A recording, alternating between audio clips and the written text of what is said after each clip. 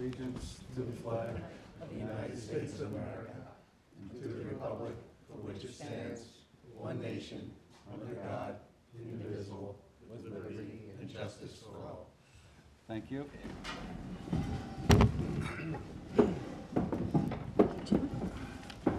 Okay, Arlene. Where's Arlene?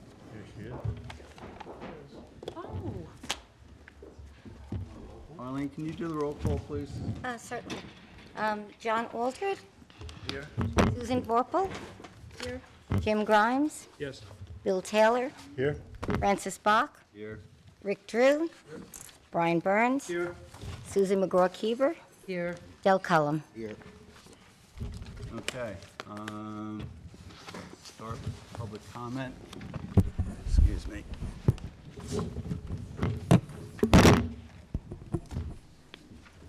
Okay, I don't see Kim Shaw. Cy Kinsella? Yeah. Yeah, Chris is pretty handy with it. Yep. Take your time.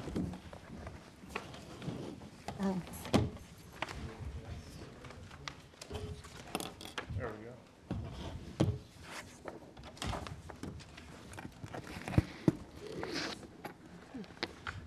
Chris, do you have the password? If you could do Control-Alt-Delete. Panago 15, capital P. No, I'm using my phone glasses. Yeah, High security. that's a secret. Not anymore.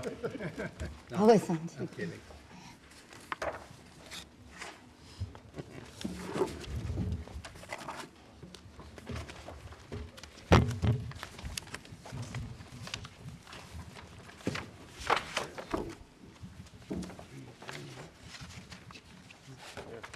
Cheater, huh?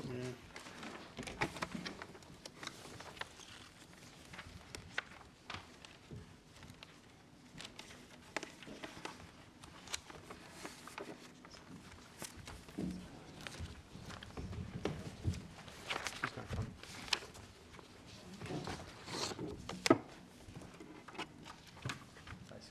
Was he supposed to come? He was on the agenda. He had a family issue. First, I'd like to apologise on behalf of Chris. He had a family emergency. He would have, of course, liked to be here, but I'm afraid you're stuck with me tonight. I'm not going to obviously go through the in-depth science side without Chris here, because I'll probably get lost if you ask me a difficult question.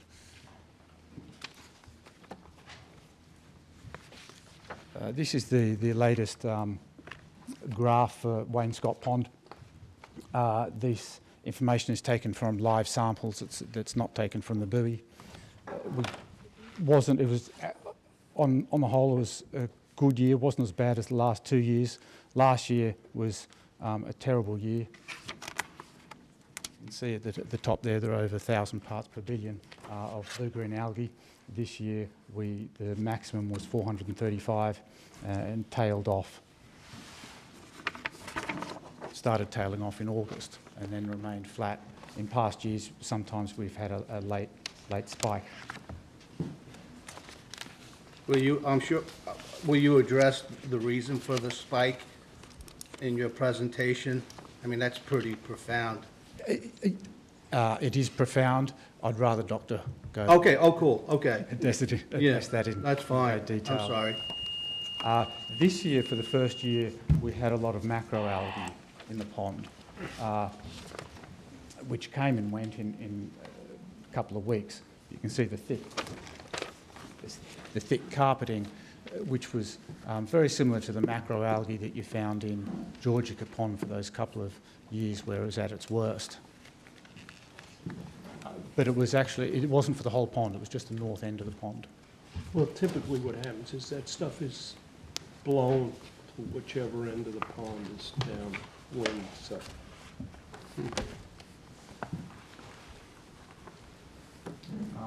This is about as sciencey as I'm going to get, but I'll just mention that we did have some microsystems in the pond that did go over the drinking water standards in July, and it was actually the same time that we had the macroalgae as well.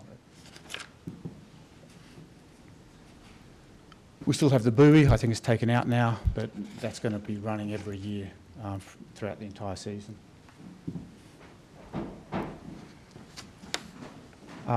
This only goes up to August. One of the biggest concerns, years ago when I proposed starting this project was the oxygen levels going dangerously low. They were starting to get to below the danger mark in August, but I don't think they had any long duration below or near zero.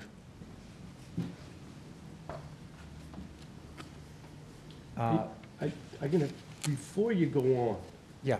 this is the one thing that caught my eye. Okay, the two species that you have pictures of there, I would like to see those, because I cannot find a single solitary reporting of either of those two species ever in Wainscott Pond. Okay, blue spotted salamander is typical to a very narrow habitat, Montauk, okay? It's perch water ponds. You typically don't have fish in them. There is never any saltwater influx in them. They're a mole salamander. They would typically not be found adjacent to farm fields or anything else. And the eastern terrapin, again, that is a completely different end of the spectrum as far as its habitat. Its habitat is brackish water, usually with a freshwater influx. Again, I would be very surprised to find that turtle in that pond. I know you would not find blue spotted salamanders in there. So I think for the credibility of your report, I would really either document that and validate that thing, or please don't use it. Well, I did ask Chris a couple of Yeah. times whether this was accurate, and he assured me that it was. So I'll ask him to get the original photographs. I was really looking forward to asking that question. Have they been found then? Yeah, By who? by Chris or one of his research students. It wasn't me, but I imagine he's got photographs, and they double-checked. I asked Brad Peterson if he did any work in Wainscott Pond. He said no, he hadn't. Okay. I know he's done. And I spoke to Larry Penny, and I made some phone calls, and, you'd really be making some science here if you found blue spotted salamanders out there. Okay, well, I can't say either way. I'll defer to Chris on that one.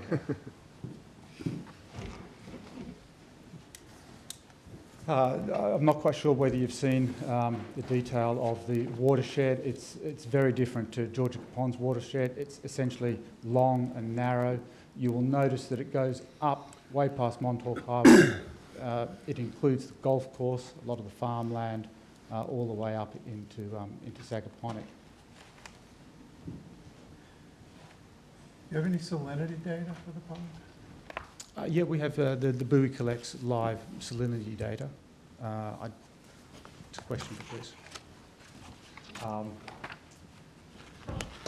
don't think I have it with me, but I may. That's just another view of the watershed. The travel time in red, which I believe is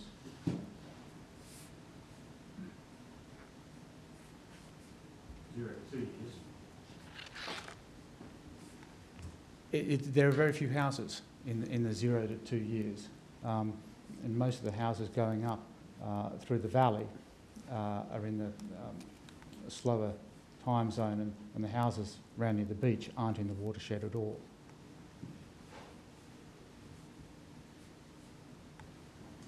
The depth of the pond, again, this came as a surprise. I knew it was shallow. I didn't realise that it was going to be this shallow. With an average depth of around 1 metre, a little over 3 feet, it's a very shallow pond. I heard all sorts of stories about, after Sandy, the dune being blown in and it fills up, etc., etc. After having a look at this, that's not the case at all. But suffice to say, it creates a very different dynamic being so shallow. I'm not quite sure whether you can read that. The deepest point is 1.7 metres.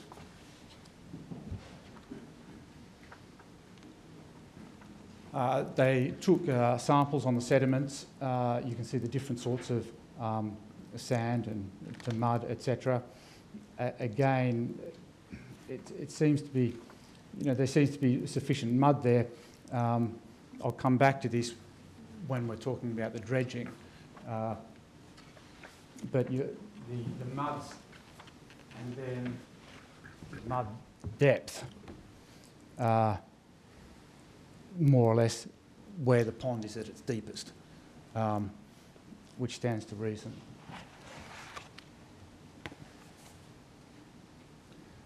The nitrogen model, again, this is Chris, he can tell you how it was derived, etc. Again, there were some surprises. It wasn't up until a week before we came out with the report on August 19th that we had some of these answers. We were guessing, and we were wrong in many instances. We didn't think the agricultural fertiliser contribution to nitrogen would be as high as 33%. We thought that there would be a greater contribution from lawn and wastewater, but that turned out not to be the case. In fact, wastewater contribution to nitrogen turned out to be only 20%. So, Hey Simon, how were you able to differentiate between lawn fertilizer and golf fertilizer in this model? One had a little white golf ball in I it. knew you were going to come out with Sorry, something like that. can't help myself. it was the model that did it, because the way Chris did the modelling, he took all the land use, etc., within the watershed. So it wasn't and I'm guessing, Chris can correct me if I'm wrong, it wasn't at a chemistry or a molecular level. It was on a broad land use level. Probably acreage, yeah.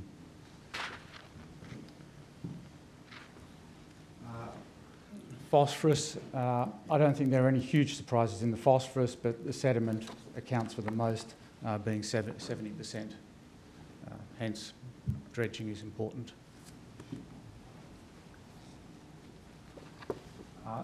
Timing-wise, we had our meeting this year at August 19th. We had 70% of the Wainscott community come to that meeting, which was a good turnout.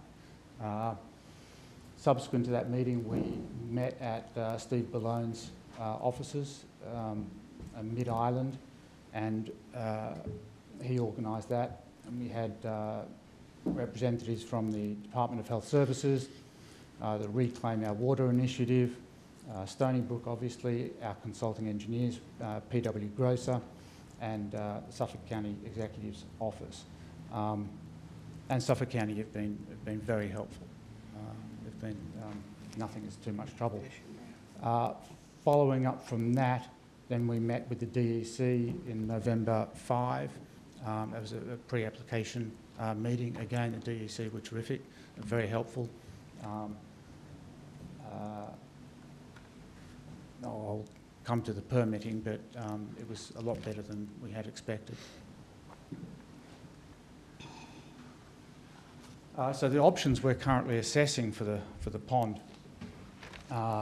number one is to filter the pond water, to filter out the blue-green algae before it has an opportunity to grow and propagate. That is a new technology. It's not widely used in the States, and it's problematic, but we believe we can do it. And we're looking to getting a test up and running for the 1st of May next year. So we'll be flying in the equipment. The DEC have given us the go-ahead. We still have to submit a plan, etc. Obviously, before we do anything, we'll seek permission from the trustees, and also we'll probably need a permit from the town. And that system there is essentially to buy us time, because all the other options are going to take a lot of time. The next option is the dredging of the sediments. We have preliminary quotes and things on that, but they were out of this world. I was speaking with our engineers this afternoon, and they will have their sampling plan to the DEC, or they'll submit it. There's been a bit of toing and froing to work out exactly how many samples to take, etc. And they'll submit that to the DEC hopefully by the end of next week. So that's the plan, only the plan, not doing the samples. And that'll give us an idea or an indication of how it flows out or how much of the pond needs dredging. The PRB, the permeable reactive barrier, again, 3, 4 and 5, because they're much slower and they take time and they're more difficult to do, we're sort of put them on the back burner and concentrating on 1 first, because that's specifically designed to buy us time, and 2, and then we'll get in order 3, 4 and 5. You can see there that, and I did these numbers based on Chris's reports. The total reduction, all going well in a perfect world, is phosphorus 94% reduction, nitrogen 91% reduction, if we're able to do all those things in a meaningful way. When you start talking about phosphorus, there's only a very small percentage of that phosphorus that's actually available to the plant, to any plant to utilize. Most of it's probably bound up on clay particles. So it's, yes, it's a real number, but unlike the nitrogen, which is totally available right now, that phosphorus isn't, okay? As soon as you start mucking around in there, what you're gonna do is you're gonna create a spike in phosphorus initially. Right. Yeah, I appreciate that the phosphorus bonds a lot more than nitrogen. There was talk about using a bonding agent to fix it to the bottom, but I don't think the DEC looks very kindly on that. And, you know, if it is feasible, economically feasible to remove it. It's done on other ponds, okay? It is acceptable. Typically, they do that phosphorus fixing on private ponds that are man-made. That's where most of the time you see that being done. Right, okay. I didn't think it was actually legal in New York. It has to be permitted. Right. So that's the broad picture of the options. The first option is the filtration system. This is a picture of the filters themselves. They're aluminium screens, different microns, 20 to 100 microns. There's the option of having flocculant added, which we're not considering at this point. And then once the water flows over, they have water jets that clean the screens, which is important because it's very sticky.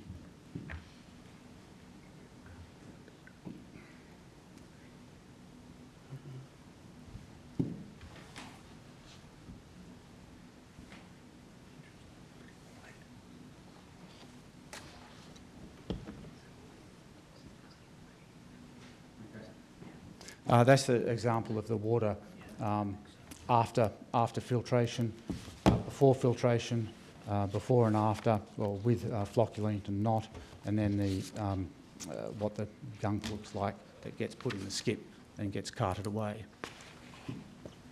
Ms. Simon, are you attacking the diatomaceous algae or the filament? You know, are you attacking, you know, the muck that you had, the clavifera that you had on the surface with this, or are you attacking the suspended algae? You know.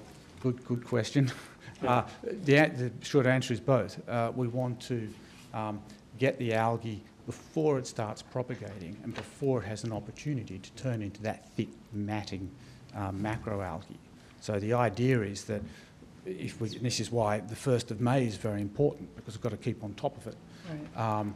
And deny it that opportunity.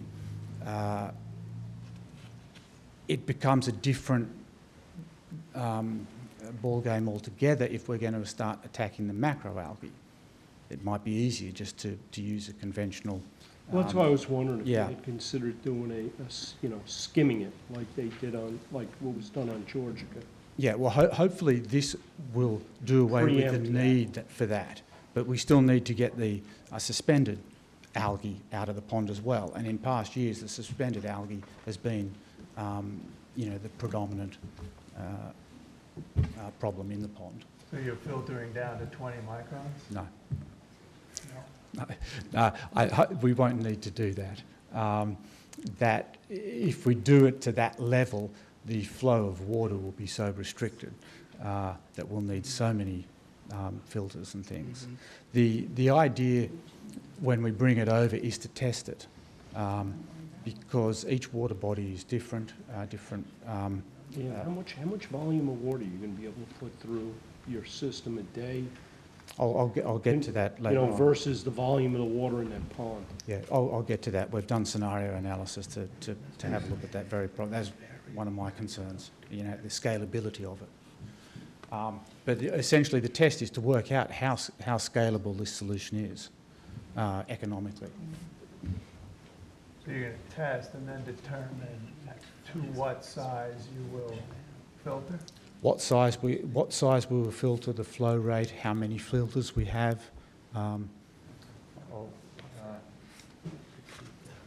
Yeah, so once you get to the sludge and things of the macroalgae, you get to a point where it's easier to get a rake and someone in a pair of overalls to pull it out manually.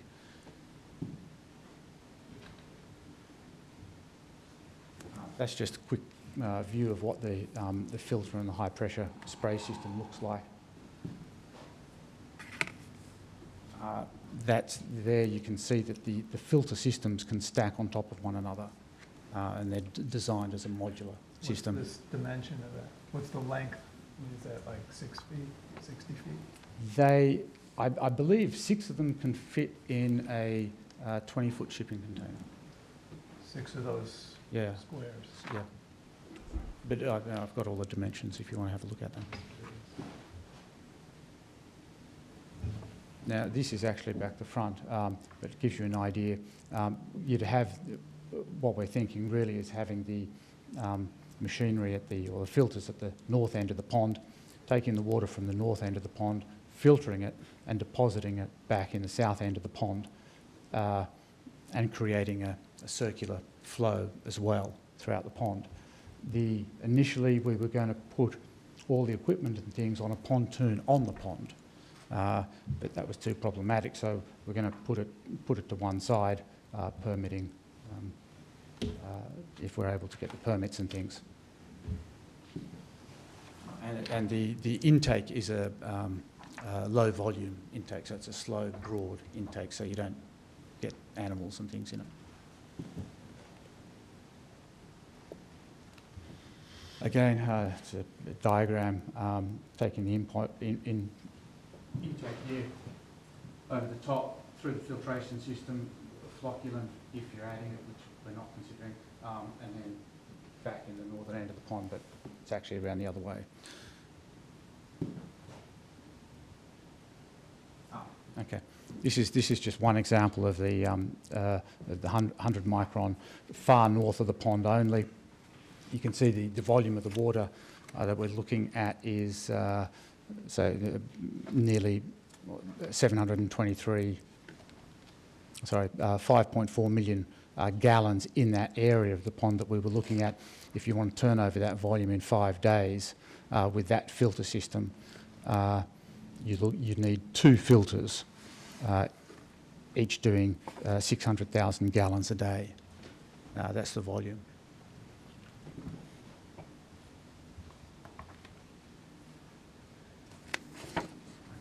I've mentioned the dredging already, hopefully, the engineers will have submitted their sampling plan by the DEC, hopefully by December 21st.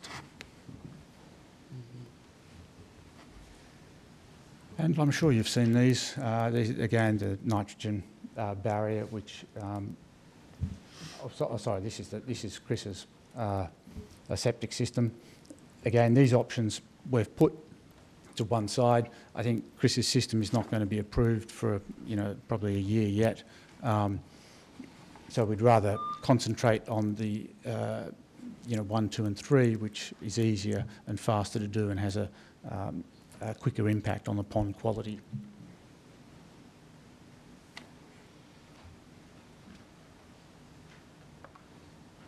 Oh, that's just discussing where to put the nitrogen barrier, obviously at the north end of the pond to catch all the nitrogen and the water flow down the hollow.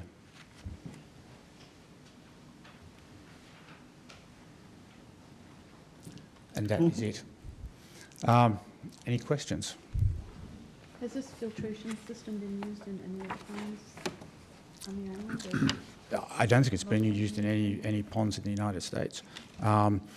It's been successfully used in water bodies, rivers, ponds, lakes, in Australia.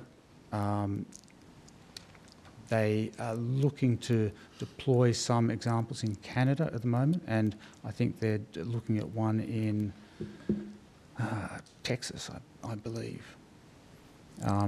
But the whole background of this particular company, they have a different way of treating water. It's based in Adelaide in Australia, and they have a completely different way of treating water. It's all locally treated water systems. There's no large municipal water treatment system at all. And that area has come up with all these innovations, and this is one of the most successful ones. This has won quite a few awards as well. And how often does it run? 24 hours a day, 24 hours? yeah, if you wanted to, For what period of time? as long as you need it, yeah. What would you expect that to be? Would you expect this to be kind of a one-shot deal? You expect it to be every year? Well, I mean, hopefully it's designed to buy us time. So, when everyone weans themselves off their antiquated cesspool systems and, farmers, or we catch the nitrogen and phosphorus coming in and, restore the balance back to the pond, hopefully you won't need it. But that's going to be a long time away. Years, Yeah. you would expect. Exactly, yeah. It's possibly going to be 10 years away. So, this system is something that we can get in immediately to clean the pond and preserve what we have and give us time to do everything else. So the answer to your question, I don't know. I can foresee it being used constantly in the first couple of years at least. Who will be overseeing and running the system? You hire this company, or do you lease or buy the equipment? Very good question. We will be buying the equipment. Initially for the test, there'll be a buyback arrangement if the test doesn't work. It's not cheap. Chris Gobler's team will be looking after the science behind it because it is a scientific test. So every change has got to be documented, timing, volume of water, the screens that are used, etc. And he's got to work that with taking samples of the water at the same time to see how effective it is. And then only based on all that data, that information, can we work out how to scale it. We'll be, sorry, I didn't mention that the test will be a cordoned off area of the pond. It won't be for the whole pond. You say cordoned off, precisely what do you mean by cordoned off? We'll have to separate an area of the pond. How? I'm not quite sure yet. The Is engineers this are going to is work this on a- that. Chris Is and this an impermeable curtain It would have that to you're be. separating an area off? yeah, it would have to be for the. That's up to Chris and the engineer to do, We're to gonna- determine. We're really going to need to see a very detailed protocol This on would. that. This was actually the suggestion of the DEC. Yeah, okay, but Um, still, we'd need to see a very detailed protocol on that. Timeline, duration. Mhm. Is this something that's gonna be in place only in the warmer months of the season? Is this something that's gonna be an experiment that's carried on into the fall, into the gunning season? Yeah, hopefully, if we get the data, and it's sufficient, and we get the algal growth that corresponds to prove that it's working, we may be able to move past a trial within the first season. But again, I don't know until it's up and running and working, and you know, there might be warm days, might be cold days, who knows what's going to happen.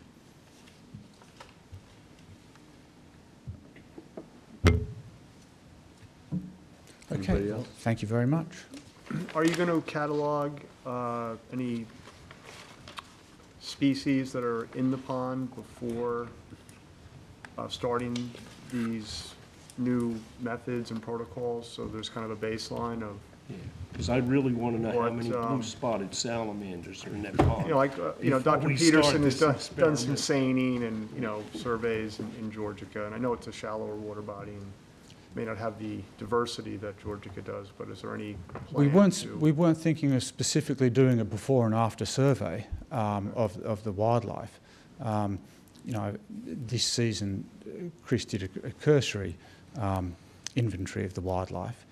I hope that that's going to continue.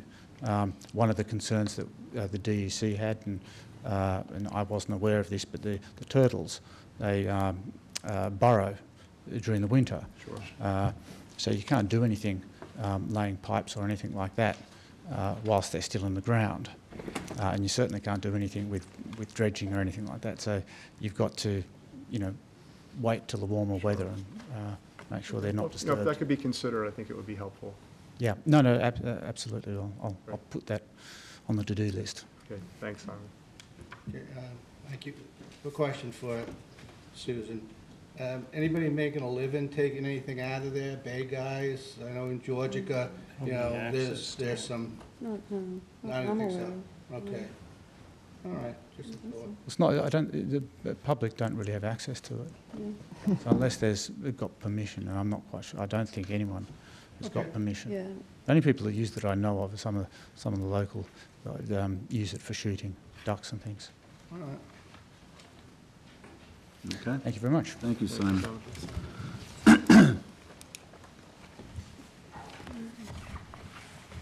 Rod Richardson?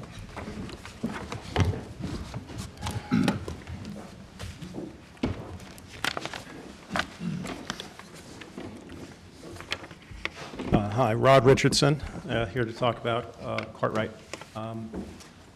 Thank you all very much for all the help that you've given on the Cartwright issue. And I know your intentions have been extremely good to try to clarify the confusion about, public access and public ownership of Cartwright Island.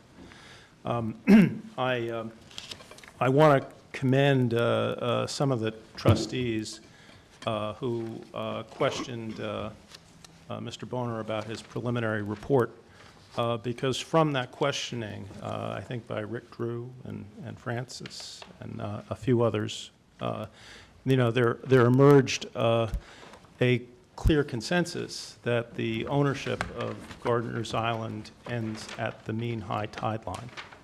And that had been a point that was confused, and there's been enforcement on the foreshore of other places because of that confusion. So clarifying that point was very important through your questioning. However, I do want to point out that that point only came out through your questioning.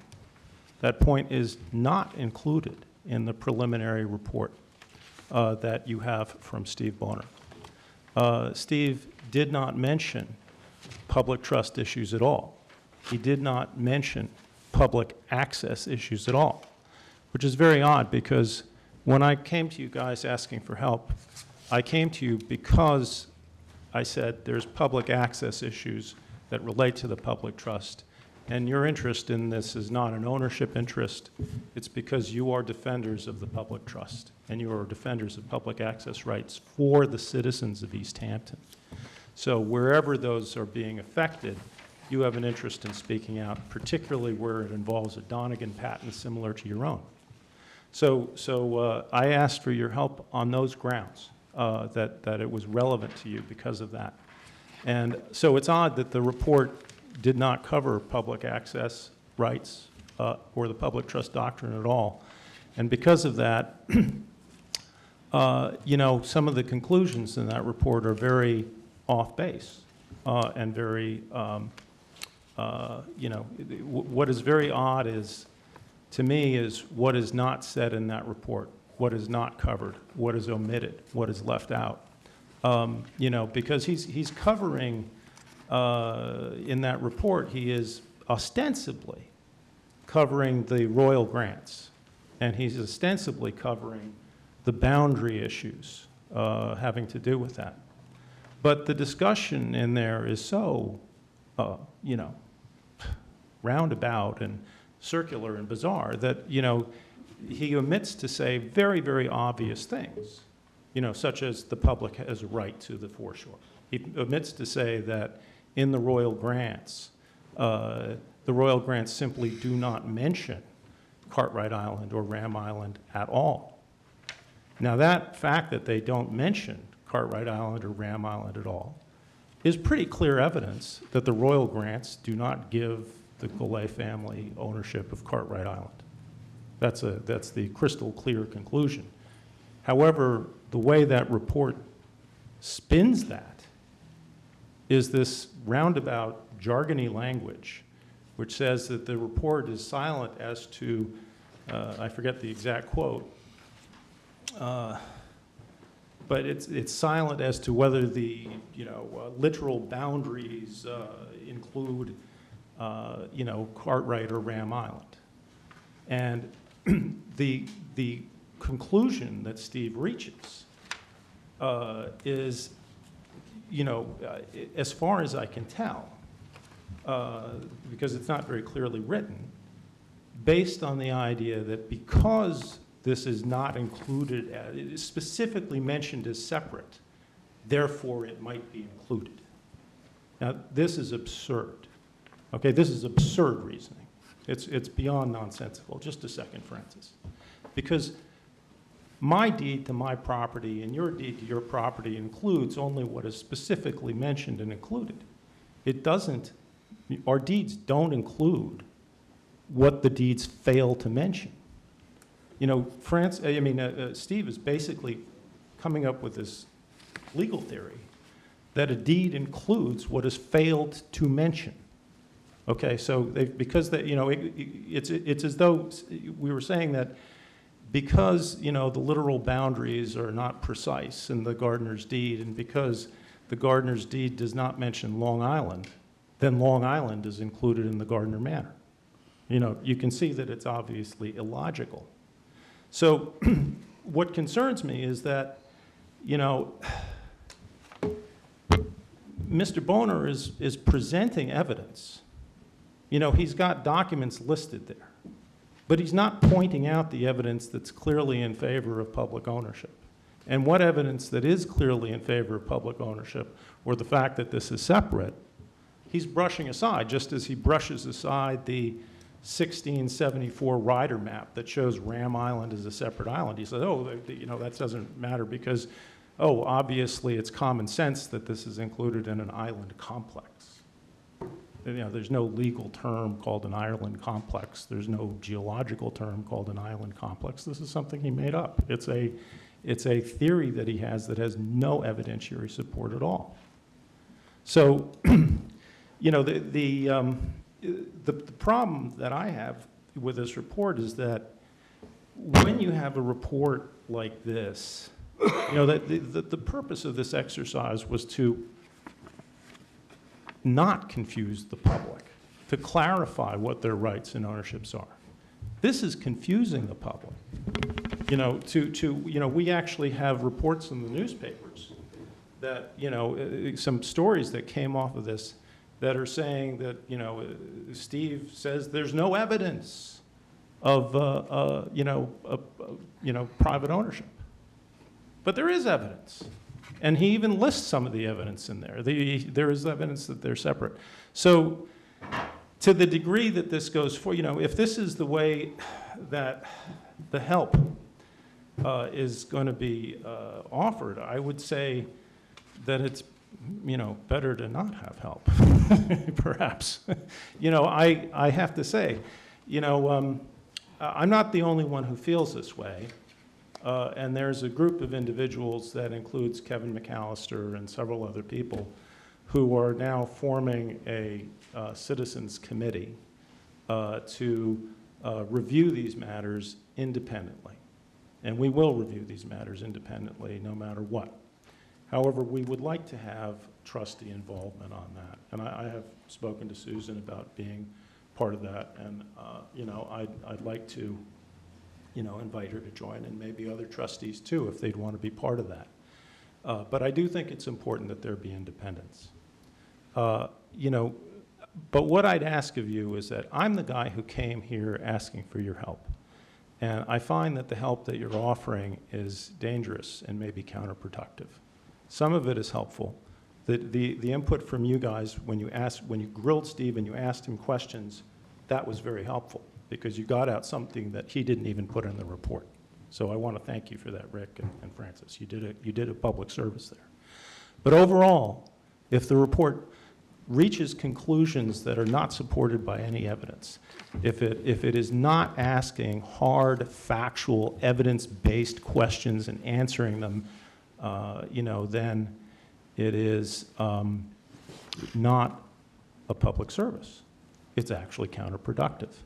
So what I'd like to, you know, and by the way, you know, to me it seems like Steve is not merely getting lost in the weeds. He's inventing weeds that don't exist, right? So you know, you have a, you know, You know, in his absence, I'm getting a little tired of you keep saying that, okay? I don't think that's fair. You've made your point. You're dissatisfied with Steve. You don't have to lambaster him again and again. Thank you. Well, and I thought the original, when you came here, I thought the question was whether the beaches in this area were owned by the trustees. No, that wasn't it. I always said that I thought that Cartwright was not owned by the trustees, but that you nevertheless had an interest in the question of public rights under the public trust doctrine with respect to Cartwright and Gardner's, because that affects the people of East Hampton whom you represent with respect to public trust issues. And because Gardner's Island is covered by a Donegan patent similar to your own, so that you're in a position to speak about public trust issues with it. So no, I've never said, never held that the trustees owned it, though I think that one resolution of this question might be to put it in the ownership of the trustees or in some other public land trust. I think that would, you know, that has a dual mission of conservation and public access protection. Rod, you keep going on like he submitted his final report. This was a preliminary. He has more research. He was very clear he has more research to do. And you're really jumping the gun here. You know, my response, Francis. I'm a little annoyed. Go ahead. Thank you. Go ahead. I'm a little annoyed with the fact that you went over there and interfered with what he was doing. You spent time with him that we're paying for, by the way. And I think you're totally out of line. Well, may I say that, you know, I don't think I'm out of line. Obviously. No, of course not. I'm doing what I need to do to protect my public rights. And I'm going to keep on, wait a minute. I'm going to keep on doing that. You put yourself in a position that you have to deal with. It's not our responsibility to get you out of that mess. I'm not asking you to get me Well, out. originally, that's what you did. You asked us to support you. And that's not what we're doing this for. I didn't ask you. You sure did. Well, you know, I'll look back. I don't think so. I asked you to look into this. But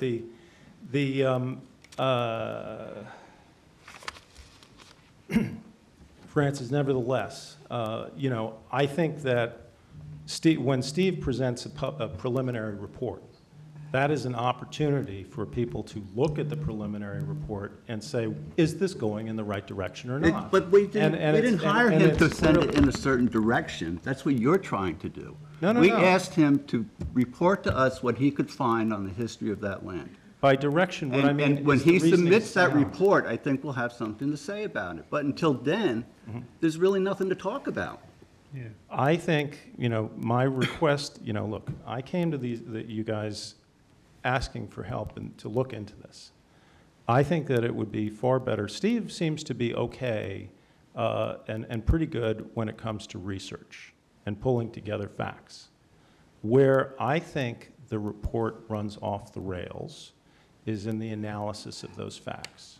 And I don't think that Steve's analysis is sound, and I've laid it out why. And I think that, you know, what would be a better bet is to, rather than having one guy with an idiosyncratic view look at this, is to maybe have a committee look at this. You're welcome to do that. Nobody's stopping you.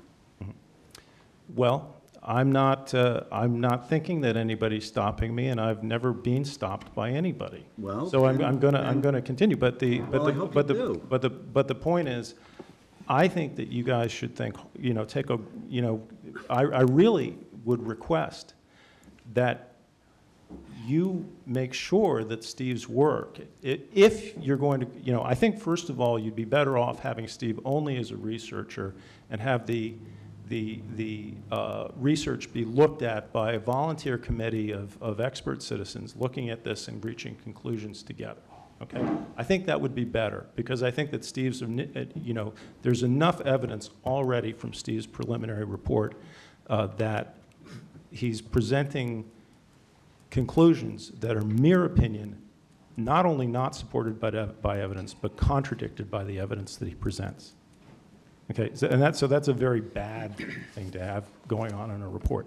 And it's a public disservice if that island really is publicly owned, and there's good evidence for it, and you have, you know, stories coming out in the paper saying, oh, there's no evidence that it's publicly owned, and, you know, that would be a real disservice. And not. We haven't seen the final report yet. Yeah, but preliminary stories have already come out in the paper saying exactly Well, that. That's the That's a paper's public prerogative. service. That story's in the paper, that's not a Yeah, but Rob, don't you final think, analysis. you know, with everything you've said so far, it would seem to call for some due diligence, perhaps with a different expert, independent of the trustees, that perhaps in the interest of your own legal defense, that you yourself would probably have an interest in procuring and cobbling that with some of this other information, and where it counters Steve Boner's report with respect to the public trust doctrine and things like that, I think it would be supportive of your case, and it would certainly be supportive of any future action that the trustees or the public would be wanting to engage in. I think that's probably a more productive route here, rather than to simply look at this guy's, what he's prepared and what he's put forward now, and say, well, I don't agree with that. Well, this is the problem.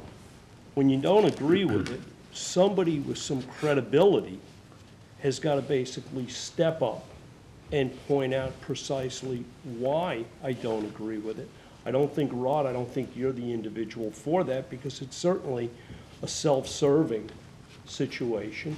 But I think for your personal case, it probably would be well worth your effort to look into somebody that does archival work, that's researched similar situations, that could come in with a set of fresh eyes, look at this, come up with some what may be very different conclusions than the direction that Steve Boner's headed right now. And it doesn't make one report bad or good.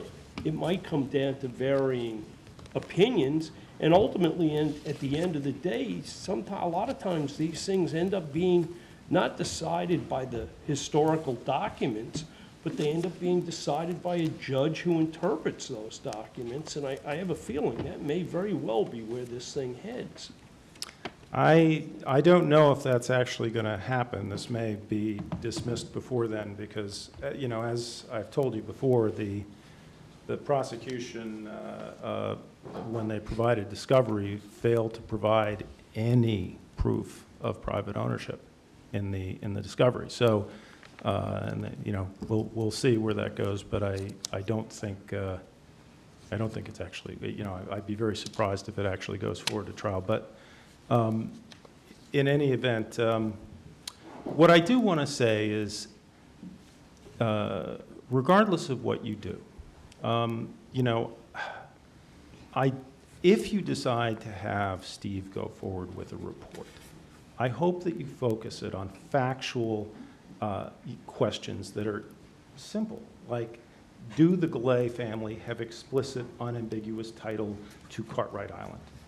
I think that's a key question. I think in the preliminary report, I think he No, he did basically not. says that he doesn't seem to see that either. No, he It's not. doesn't address that question, actually, which is a question he should address. But in any event, I have put together, you know, as a guide, I hope, for any work that's done by any committee, you know, and I don't think this stuff is rocket science. A lot of people are saying, oh my gosh, questions persist.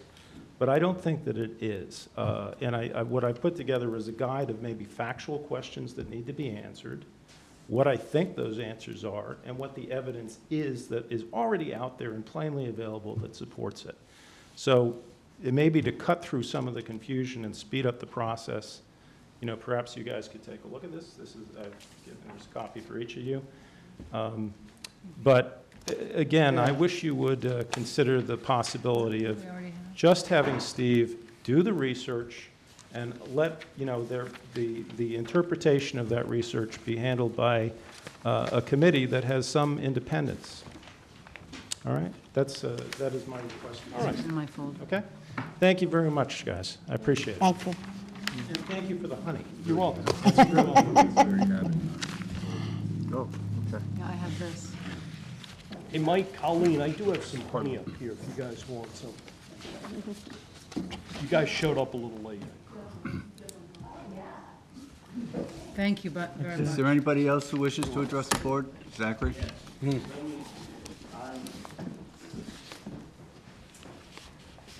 Thank you, Zachary Cohn. I is taking a little bit of a chance here because while I followed this case about Cartwright Island in the papers, I haven't seen any of the technical. But so a couple of things I would say is, so when we did the management plan, the nature reserve, when I say we, the management plan for Louse Point, which fronts some of the same body of water, we looked at historical maps of Louse Point and Girard Point, not all Girard, most of Girard, and going back to about 1830, I think, dramatic changes. You know, we have about 3 or 4 of them, which raises immediately the question to me, I can't believe that if you're looking at Cartwright Island and Gardner's Island with your eyes today, it all resembles where it might have been or what it might have been that many hundreds of years ago. When I just extrapolate from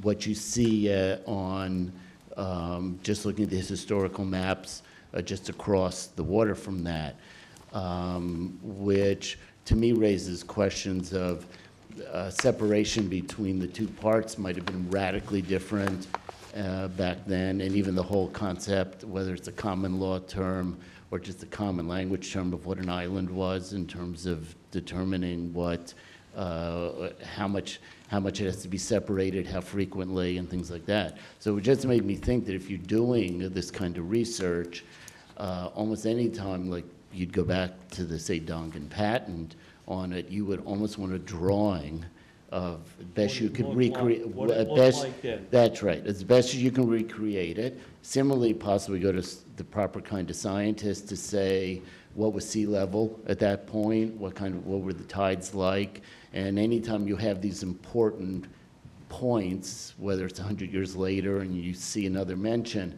I just sense that to get a good sense of what's really going on, you can't use today's location and look at it with today's eyes. You're going to have to go back. If you look at it with Yeah. today's eyes, I mean, most ownership, if I own a house and my property goes underwater, the day my property goes underwater and basically becomes tidal, that's no longer part of my Well, property. those are the other issues, and Yeah. that's So I exactly don't the know kind of where- things you look at. Yeah. And I don't have to send it to you. You can go, you know, the land management website. The Louse Point management plan is there and downloaded, and I'm pretty sure there are 3 or 4 historical maps there. And yes, I know we changed where the cut is, but even separate from changing where the cutout to the the bay is that you can see dramatic changes in the geological surveys that were done going back, you know, close to, not quite, but close to a couple hundred years. So it's just something I think you have to take into consideration besides the legal documents themselves, in terms of calculating boundaries and things. So it's, Thank you, Zach. Thank you. Anybody else? In relation to his questions, this map here is from the year of the Donegan Pact. This was done in 1680. Rod, you need to go back to the podium, I think, if you want to make a point. Can I just, relate that about what the area looked like at that time? This map on the back of this handout that I've given you is from 1685, which is the year of the Donegan patent. So this is completely contemporaneous, and it shows Ram Island as a separate island at that time.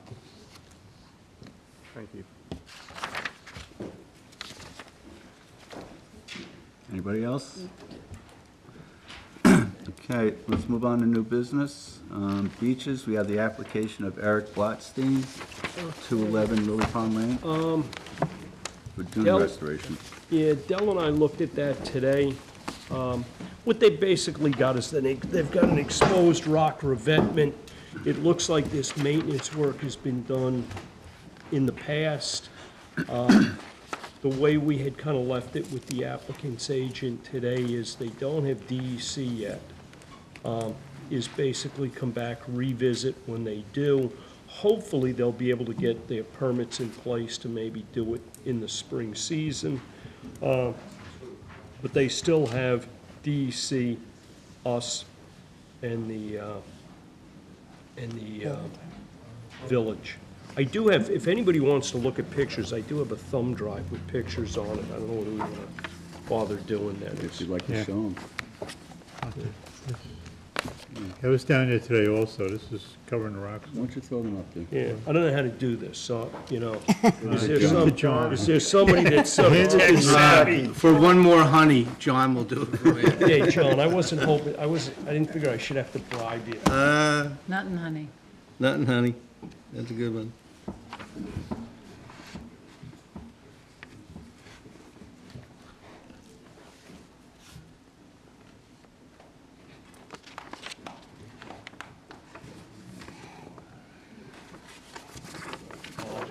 Yep. Top left there. Yeah, this is the property as it looks today. What you're looking at is Pretty much the same. we're right at the road, you know, to the beach. You can see where there's some beach grass up on top there that's still left from the last time this thing was nourished. You know, the revetment itself appeared to be in decent shape.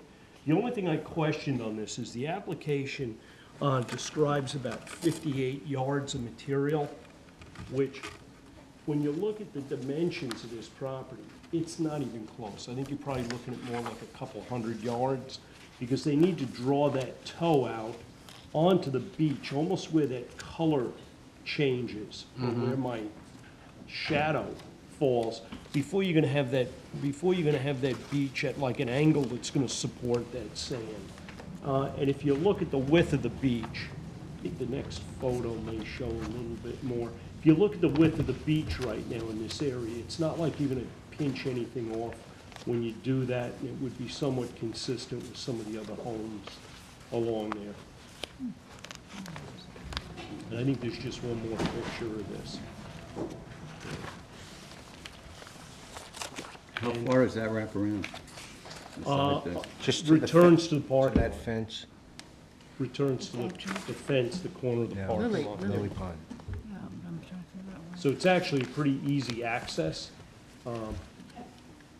And, you know, hopefully, like I said, they get their permits together. I didn't see any issues with it. Yeah, there's no issues down there with us. I'm driving down that way. too bad. So we probably expect the rest of them down the beach to Yeah, approach us it's all the also. way down. There's a couple others exposed there, and you know what, we're coming up into a dredging season, there's gonna be sand available, and hopefully these other properties are thinking along the same lines.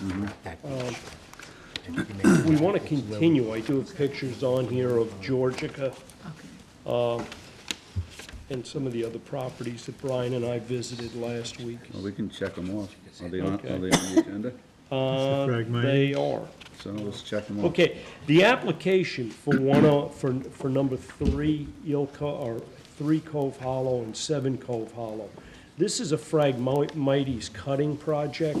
They don't have permits from DEC or anybody else yet. I'd like to just sit on this one for just a little while.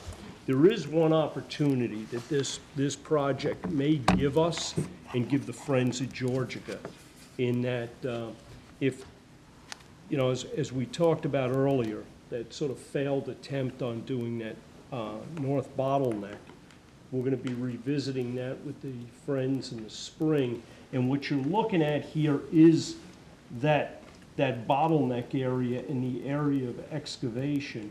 The next slide is more of that. I actually had the ability to actually walk this the other day, and when you did walk it, there was little or no really visible area that was other than the bottom being kind of pocked up and the Phragmites root mat being pried up out of the bottom.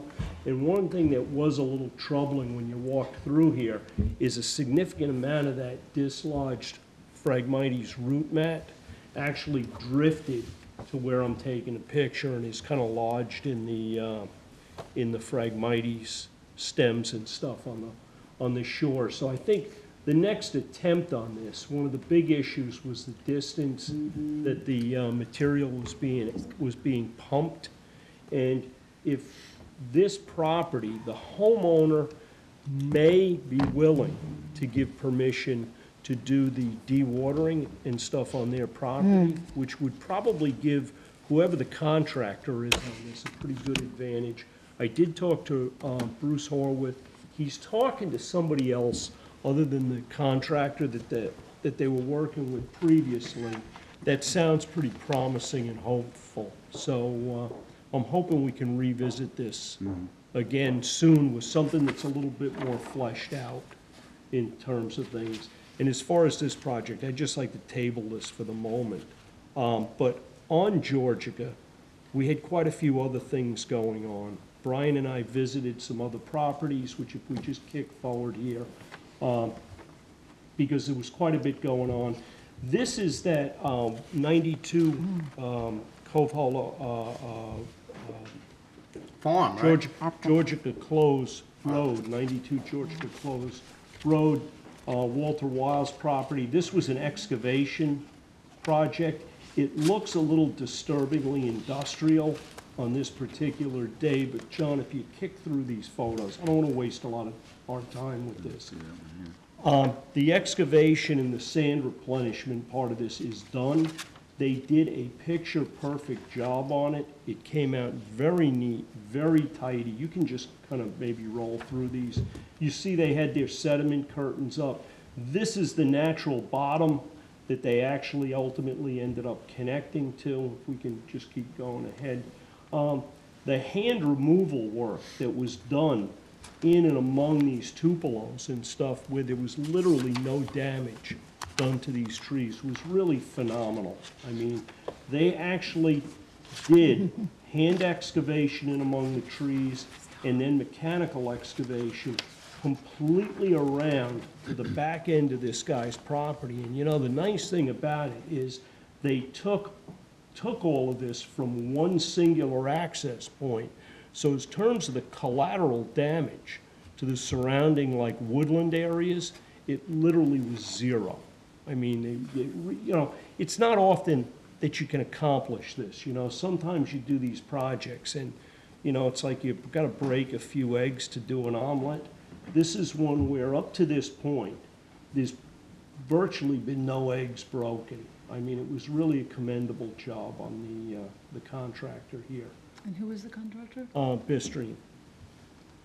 How long did this job take? It took a lot longer than they originally planned. The original scope was about 900 yards of material removed. The actual amounts were closer to 1,600 yards.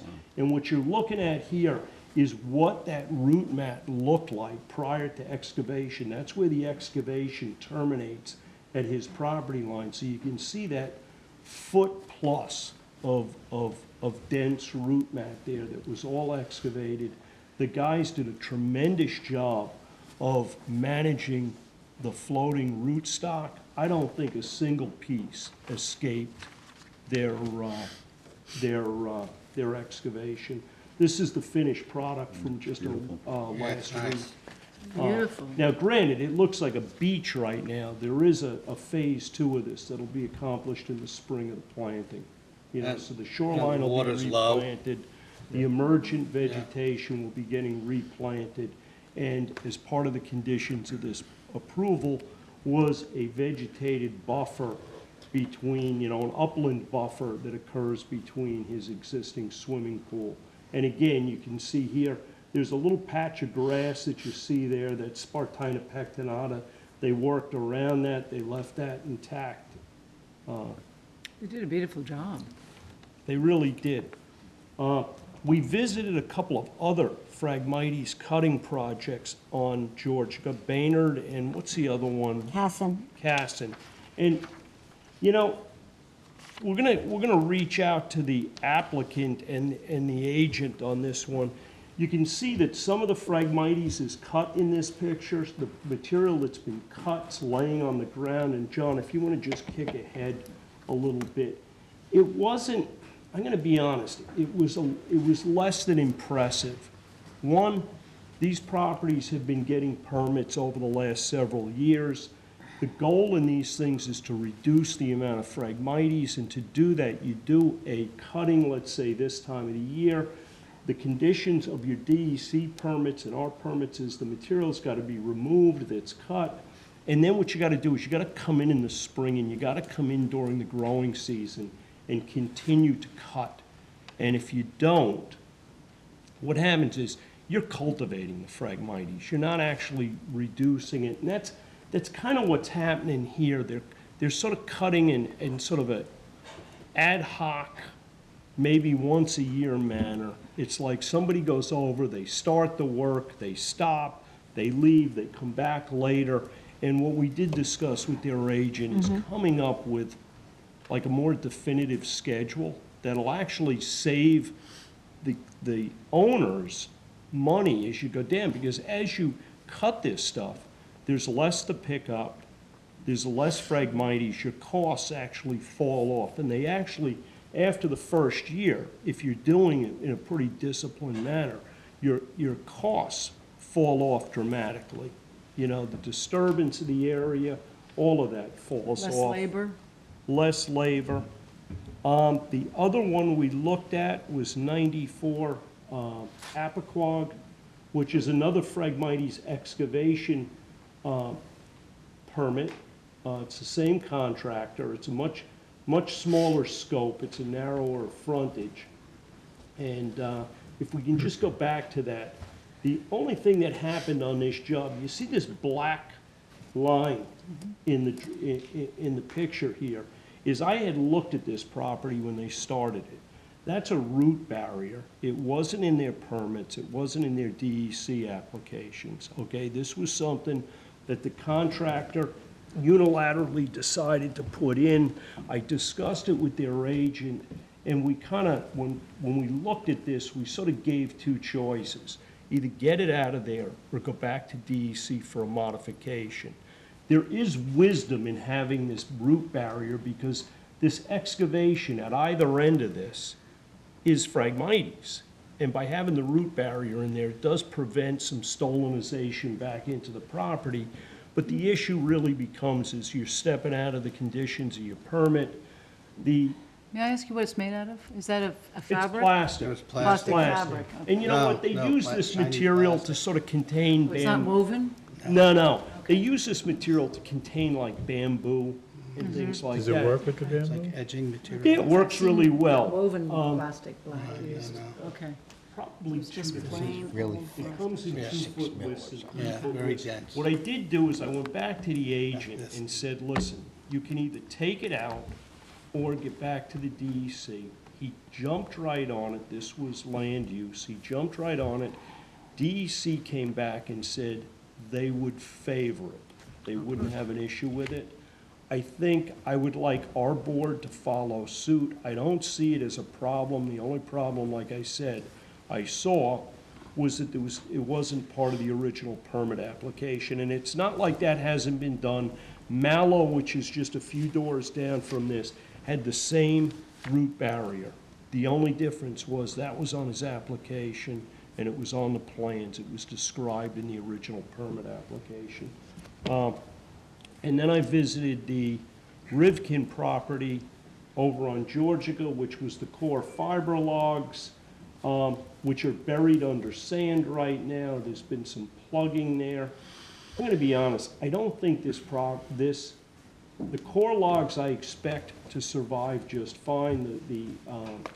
The applicant supplied pictures of the sort of completed project this week. Didn't show the sand exactly, but the plugging that's occurred there, one, it's late in the year.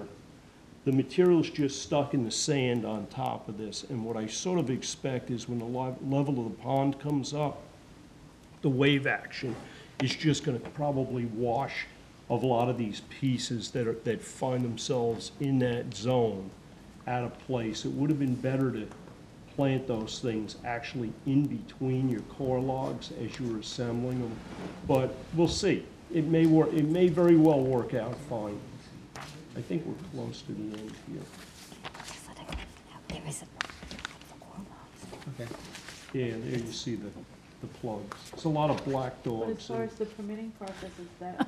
A lot of black dogs live there. Permitted to do, or? Well, was it- I'm gonna be honest, here's the dilemma. detailed? Here's the dilemma. No, we didn't have what I would describe any great details on this job. The guy had done this once before. But I think what is a little disturbing is I couldn't find any evidence of them ever getting DEC permits, town permits, or any other permits. We just went ahead and did this. And I think probably moving forward, it's gonna be very, very important either to hold off on issuing permits on these things, and this is my mistake, guys. Hold off on giving permits on these things until somebody can demonstrate that they've procured the other permits.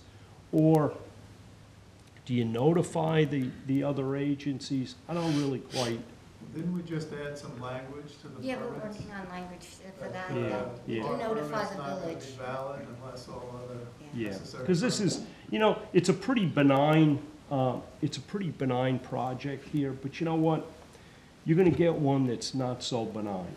And we did have that. We had a property, that I visited the other day that had a current Phragmites cutting, permit. And lo and behold, when I went by there, the property is completely, the vegetation is completely stripped. It's graded down to the water's edge.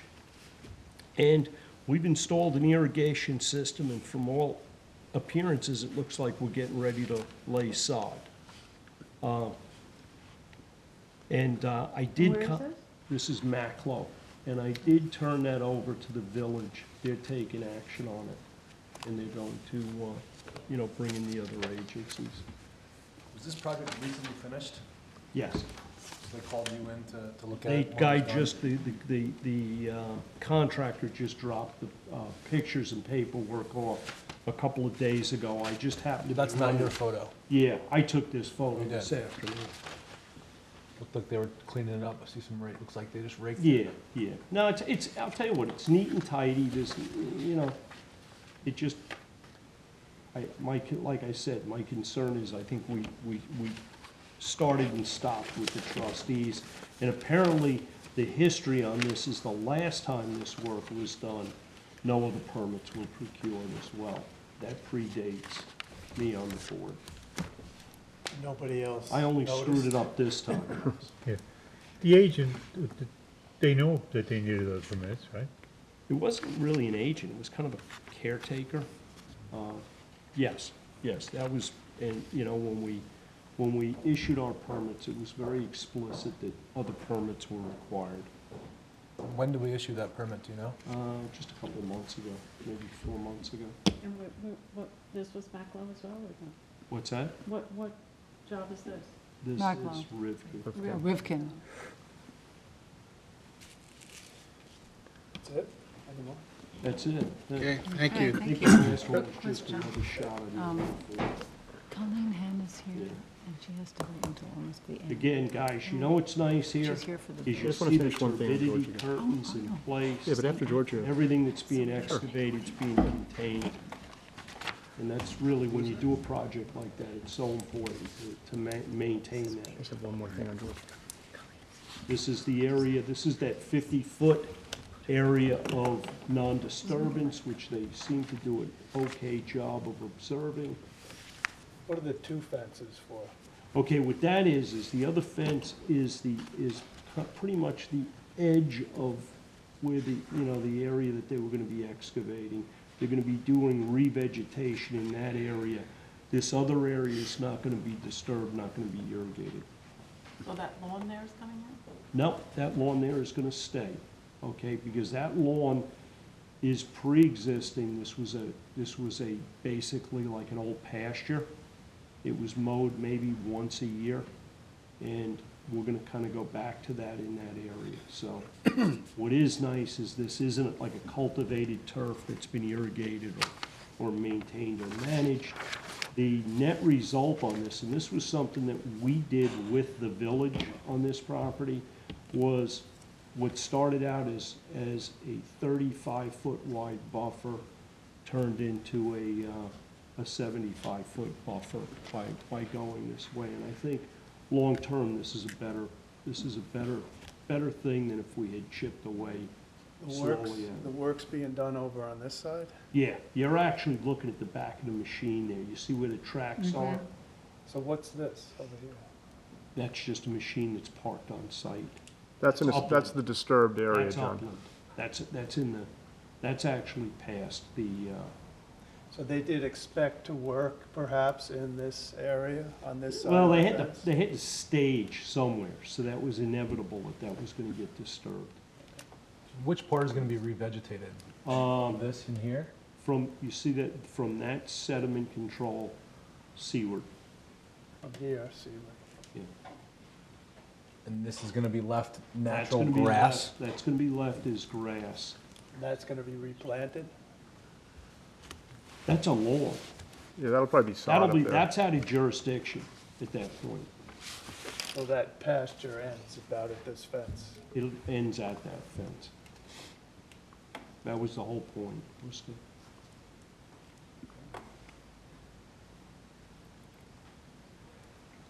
Just to follow up on Jim's report, you may recall that last year we started to annualize the renewals of all the Phragmites applications. So existing Phragmites permit holders have their permits renew at the end of November, and we have gotten many renewal applications in.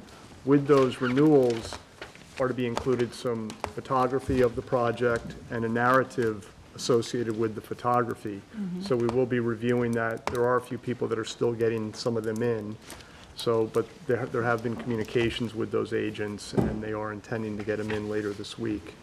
So it gives us an opportunity to look at things like Jim pointed out, how is the cutting going? Is it being cleaned up properly?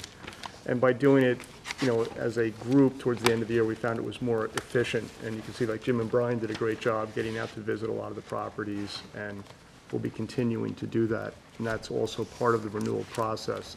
Not unlike the roads visits we're doing, we will be visiting these properties and checking up on them on an annual basis. It's So I just helpful wanted see to. it all in one shot like Yeah, we were able to gang up the visits and maybe meet with the agents if we had questions on the reports, so everyone's time was more efficient. The pond is typically lower, and it's a good time generally, for everyone to participate. I just want- With the renewals, we do require their DEC permit, their village permit, their town permit, so this project is really working on scrutinizing. It won't be renewed. We actually request a full copy of all the Great, so, permits, yeah, we have a it's, full review process in place. So it was a nice improvement, I think, to the overall process. So thanks, Jim and Brian, for being part of that. All right.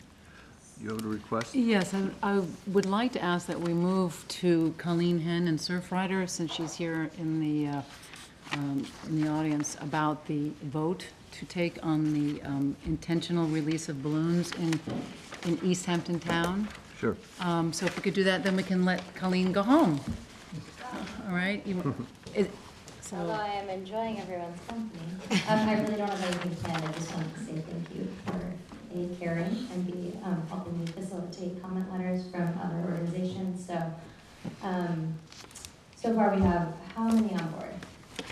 I have a whole new list for you. So I will go through it when we get to the balloon section, but I will say that we do have Assemblyman Fred Thiel and Legislator Bridget Fleming as our 2 elected officials. So they just came on board, and I have a whole slew. We're in very good shape here. So everybody is excited about doing this. I'm glad to hear that. I just wanted to say thank you. Yeah. Say my name. I'll send you the full list. Colleen Henn, Surfrider Foundation.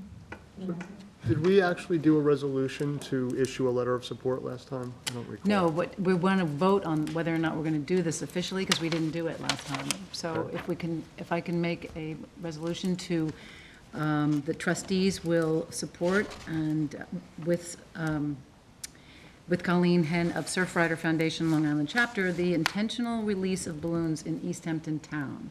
And that essentially means that, as Colleen explained last week, Suffolk County currently has a law that permits a person to release 24 balloons today and then wait 24 hours, and you can release 24 more balloons. So we want to ban that. Not that it really matters. I'm sorry? 25.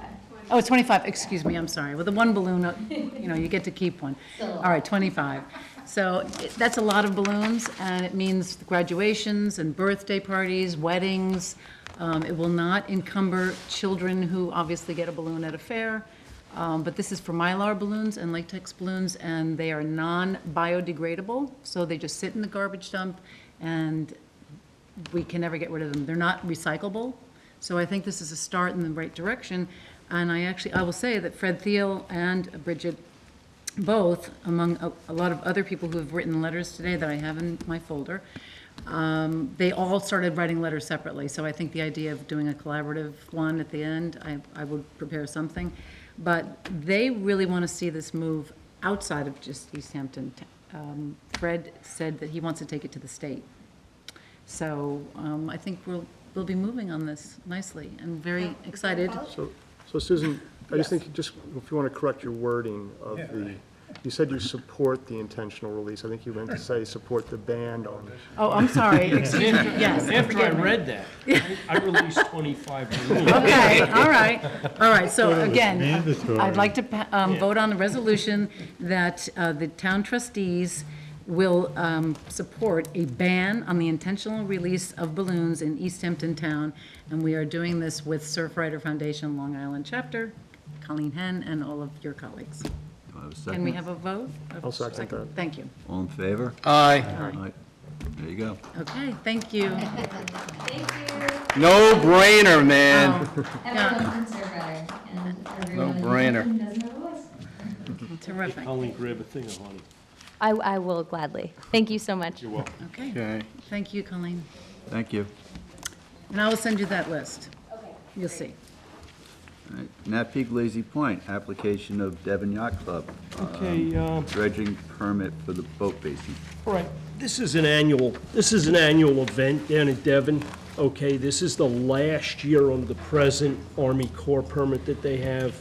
Brian and I visited with Jim Walker today, walked through it. I think you may recall about a year ago, the issue was they've been doing the dredging of the entrance to that channel virtually every year, with the exception, I think, of 1 year. I can't remember whether it was last year or the year before. The issue is they had been taking the sand off the boardwalk out to the dock. Yeah, that came up last year. Came up last year, and it has been included in their permits. It's across the boards. We looked at all of that. It's the same as what they've been doing. Yeah. The material's excavated, it's placed on our beaches, they spread the sand on our beach, and it's more or less a no-brainer. Yeah, Do this they is- put the sand down drift on the other Yes, side of the end? yes. Yeah. So. Yeah, this is what they always do this. They did a really nice job last time, right? Now, this work doesn't get done, like we usually approve this, the work doesn't get done usually until around April. Okay, they wait literally until the last minute, just because if they do it earlier, the sand is blowing back in, the sand is washing back into the basin. So I would like to make a motion to approve this, because nothing has changed. Second that. Yeah, haven't been, haven't been Sorry. down there.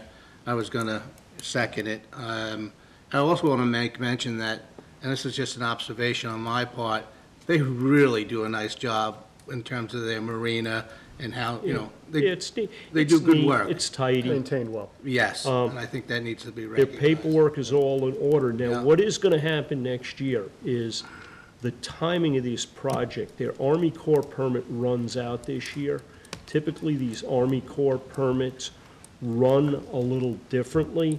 They want you to do the dredging work earlier. It's like September 30th to, I think, January sometime. So next year's application, in all likelihood, will come in a little earlier, and they'll be doing it early. Not because they want to, but just that's the boilerplate sort of dredging schedule Army Corps gives them. Yeah, they went to Flounder window. Yeah, so. That's good. Okay, so we have a second. All in favor? Aye. And there is one other thing, well, two other things, if we're doing Lazy Point. Susan called me the other day about some nets that were kind of scattered along the beach down by the launching ramp. I got a hold of the guy that owned the nets today. He actually was planning on getting them, you know, picking them up. It was just, you just stopped by kind of in the middle of things. Okay. They're gonna There be are out. some that are very deeply embedded There in is- the sand. Yeah, and they there look is as though they're gonna one on require- the other side, on the east side of the launching ramp that is not part of this. That net looks like it's been there for a while. It got discovered in the last couple of storms.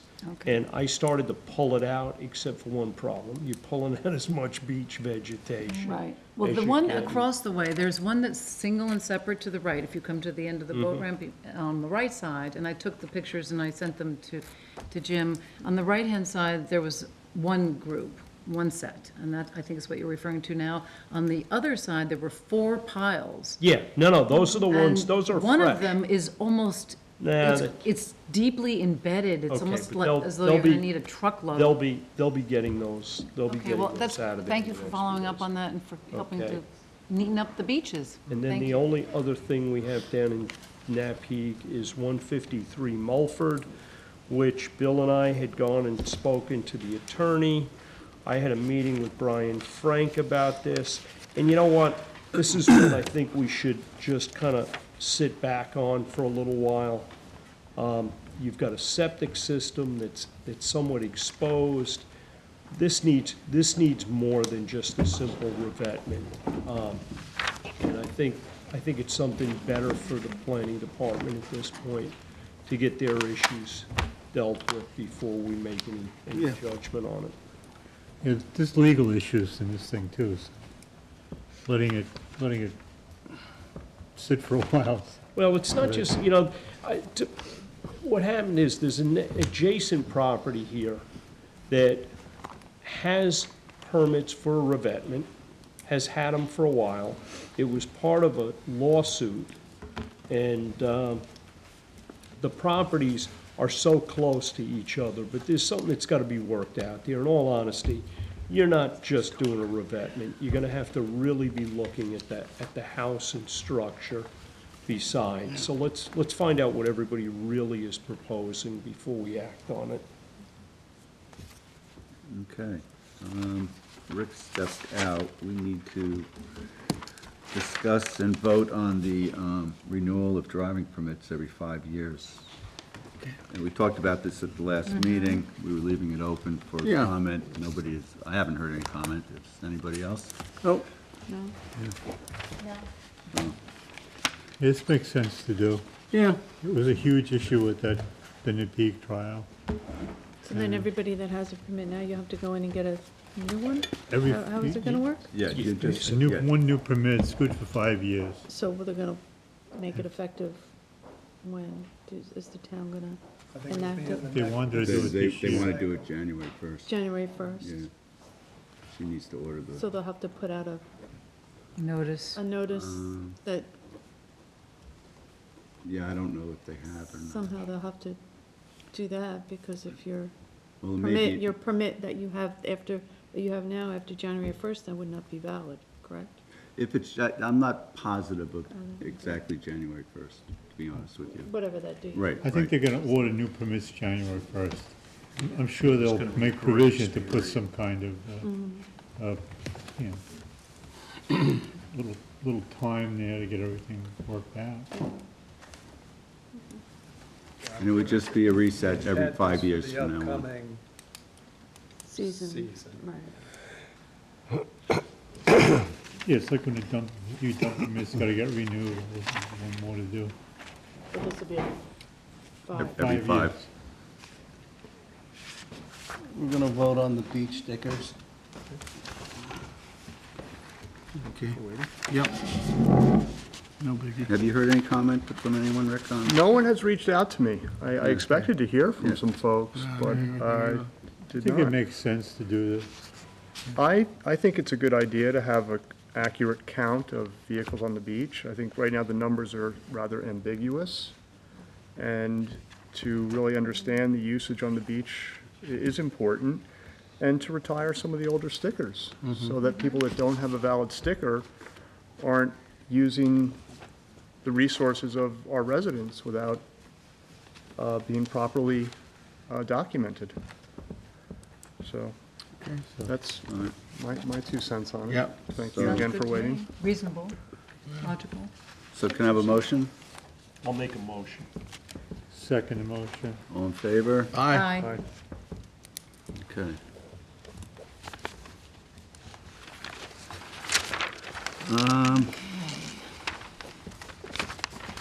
Committee reports, Acabonic, closeout trustee permit H617, issued to Clearwater Beach Property Owners Association for bulkhead replacement. Yes.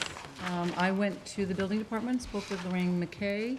I spoke to James Cafaro, who is the board member of the Clearwater Beach Properties Owners Association for the bulkhead repair.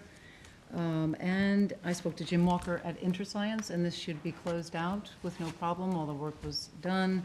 And here is our East Hampton Town trustee Did we get project a permit. as-built survey? Excuse me? Did we get a survey for it? I This is believe what- we usually get an Yeah, you as-built would, for this. Okay. you would have it with that package, yeah, with that you should get one. application. So if you don't have it, we need Yeah, that, you want to confirm the that you have as-built, it. what it looks like now that it's done. And it has Okay. to be a relatively recent survey.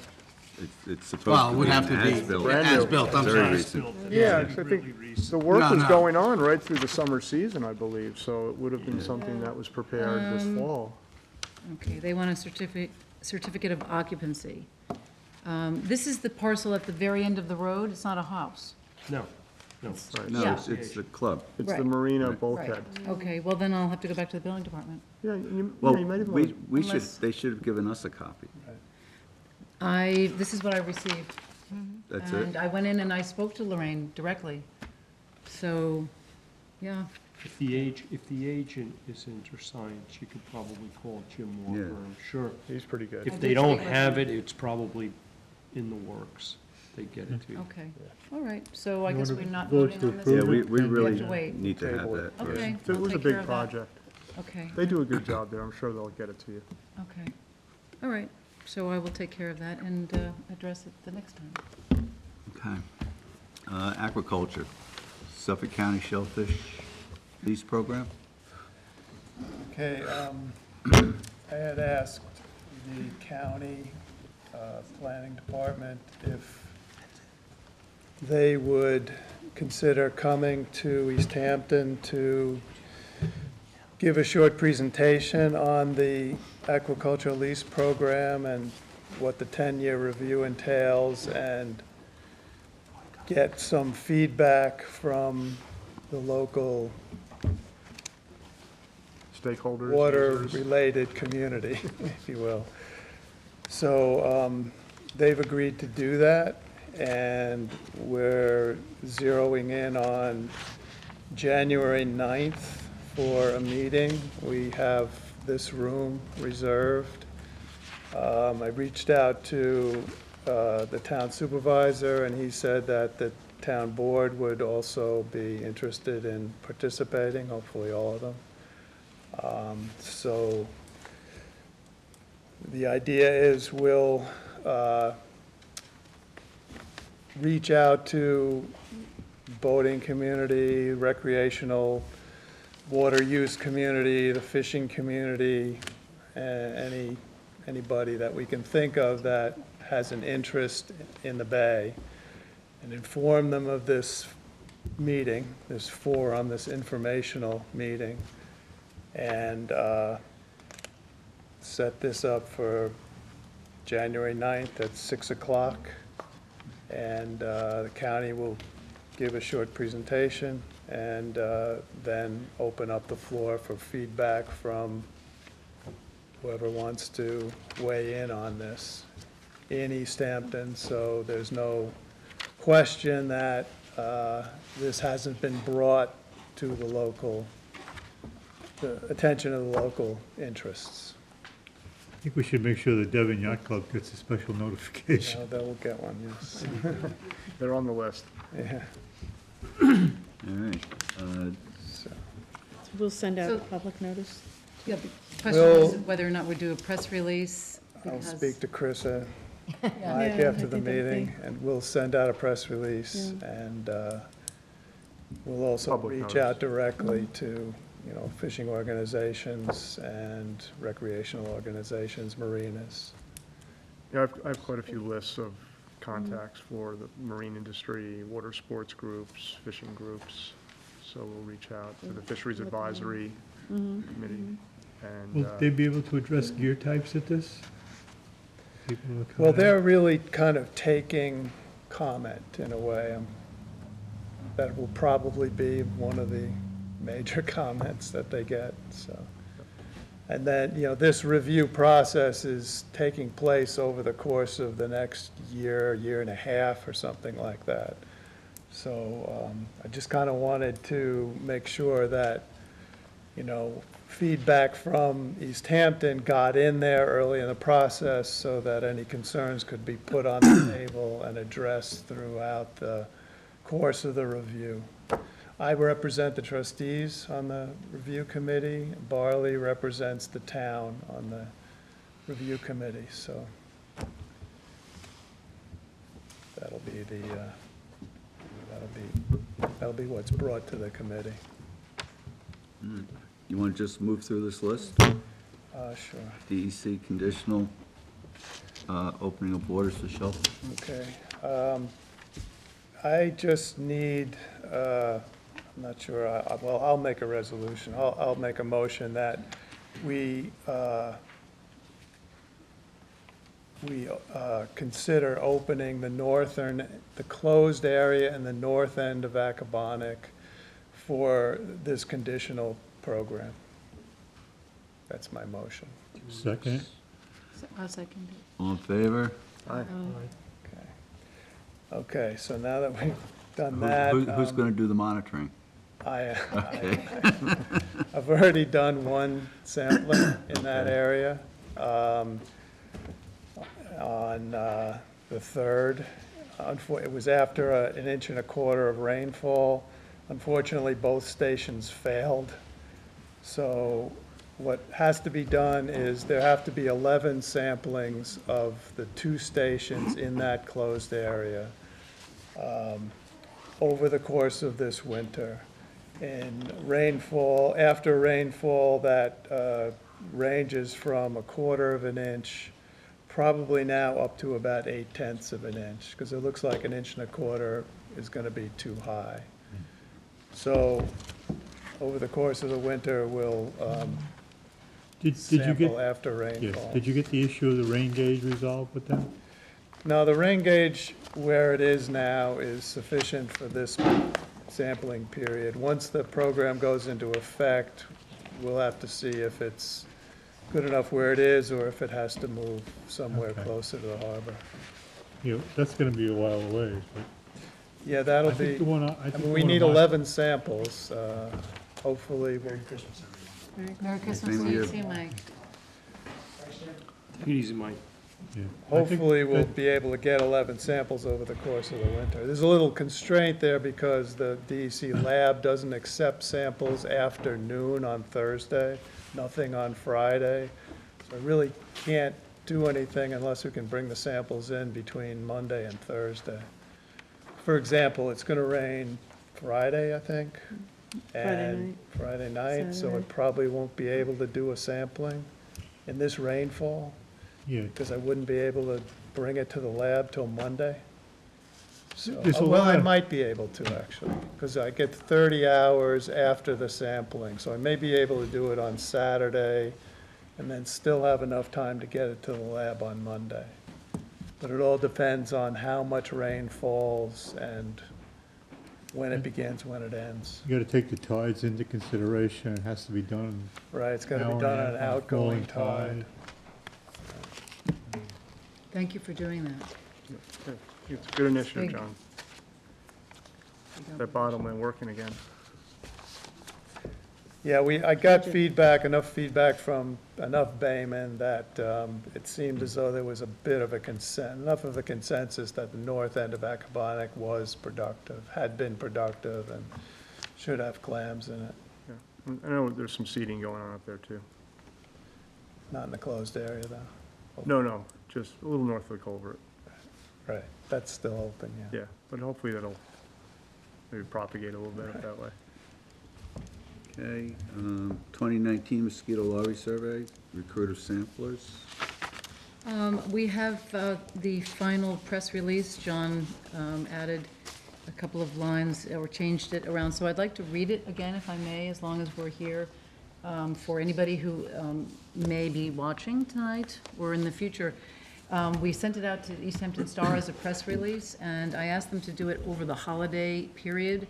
So I haven't seen it yet, and I'm expecting it to be during the actual holiday when the kids are home from college, because we think that that's probably our best bet, to have marine biology students or somebody who's majoring in science who's interested in working with us. There's a concern about college students because they leave early, right? So what's the Well, we plan to had- replace them? We had enough volunteers last season that were in college that could stay with us, and then we managed to do the skeleton.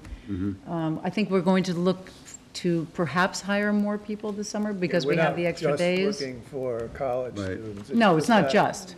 We had some college students last year, they worked out really well. Right. We also had They're town, going to be around Christmas, so we wanted to put the word out. no, but we also will be working with, I think, again, Mike, right, from Yeah. Natural Resources. Yeah. Samantha Klein, who's now been hired by the Department of Natural Resources, she has said yes. Group for East End, we had Christine Tiley, but I have not heard back from her, and I did call. And then a couple of college students who said they would be interested, depending upon their summer, as return people. There may be some more participation from planning and natural resources. We haven't really talked to Kim or Marguerite yet, but we have at least 2 people there we know, and we may get another one. Okay. Right, so if I may indulge me for a moment just to read this aloud. The East Hampton Town Trustees are seeking applicants who would like to join the cooperative effort that includes Suffolk County Vector Control, the Town of East Hampton, and the Nature Conservancy for a 3rd year of mosquito larvae sampling in the 190 acres of marshland that surround Accabonac Harbor. The weekly program would commence in June and go through August 2019. Compensation is provided. Last summer's samplings identified hotspots of mosquito larvae breeding grounds, and as a result, pesticide application was reduced by more than half the amount applied in past years. The county was also able to save an estimated $18,000 from this reduction. This summer's effort will serve to identify and confirm hotspots where movement of water can be achieved with wetland restoration techniques to reduce breeding areas. It is the ultimate goal to restore the marshlands. You know what? This is the letter from last time. I'm sorry. I'm not reading the one that we finished. So at any rate, we're looking for volunteers. I have the finished copy in my file. But if anybody is interested, they should send a brief bio and a resume to me at smcgrawkeber, that's McGrawkeber at ehamptonnewyork.gov. The right one went out. Okay. And Peconic Estuary Program, Comprehensive Conservation and Management Plan Update, Habitats and Living Resources Chapter. Okay, I've been going to some Peconic Estuary Program meetings just to try to figure out what's going on with them. They're currently, this year, they're updating their Comprehensive Conservation and Management Plan, which is sort of their guiding document for the future, what they hope to accomplish. So on November 9th, the first review of the water quality chapter of that plan took place. And December 5th, the review of the Habitat and Living Resources chapter took place. And Arlene made copies of the documents, and they should be included in your folders. Really, you can look through them, so you kind of get an idea of what the objectives are of the program in the different categories, water quality, habitat, living resources, that have been reviewed so far. And there are 2 more categories that'll be reviewed in January and February. January is the climate change chapter, and February is the public engagement and education chapter. So I'll make copies of those as well and get them to you so you can look through this and you have some awareness of what the Peconic Estuary Program is doing. That's about all I have to say about it. It's very detailed, very elaborate, lots of lines, lots of paper, lots of things to look at. So if you have any, particular questions about it or concerns or anything you can think of that you want to bring to, the attention of the program on behalf of the trustees, we can talk about that. Okay. But, it's a very regional-based program. It's, it's led by the Environmental Protection Agency, so they dictate a lot of the format that has to go into these plans. And most of the people that are involved in the program that attend these meetings have been attending them for a long time.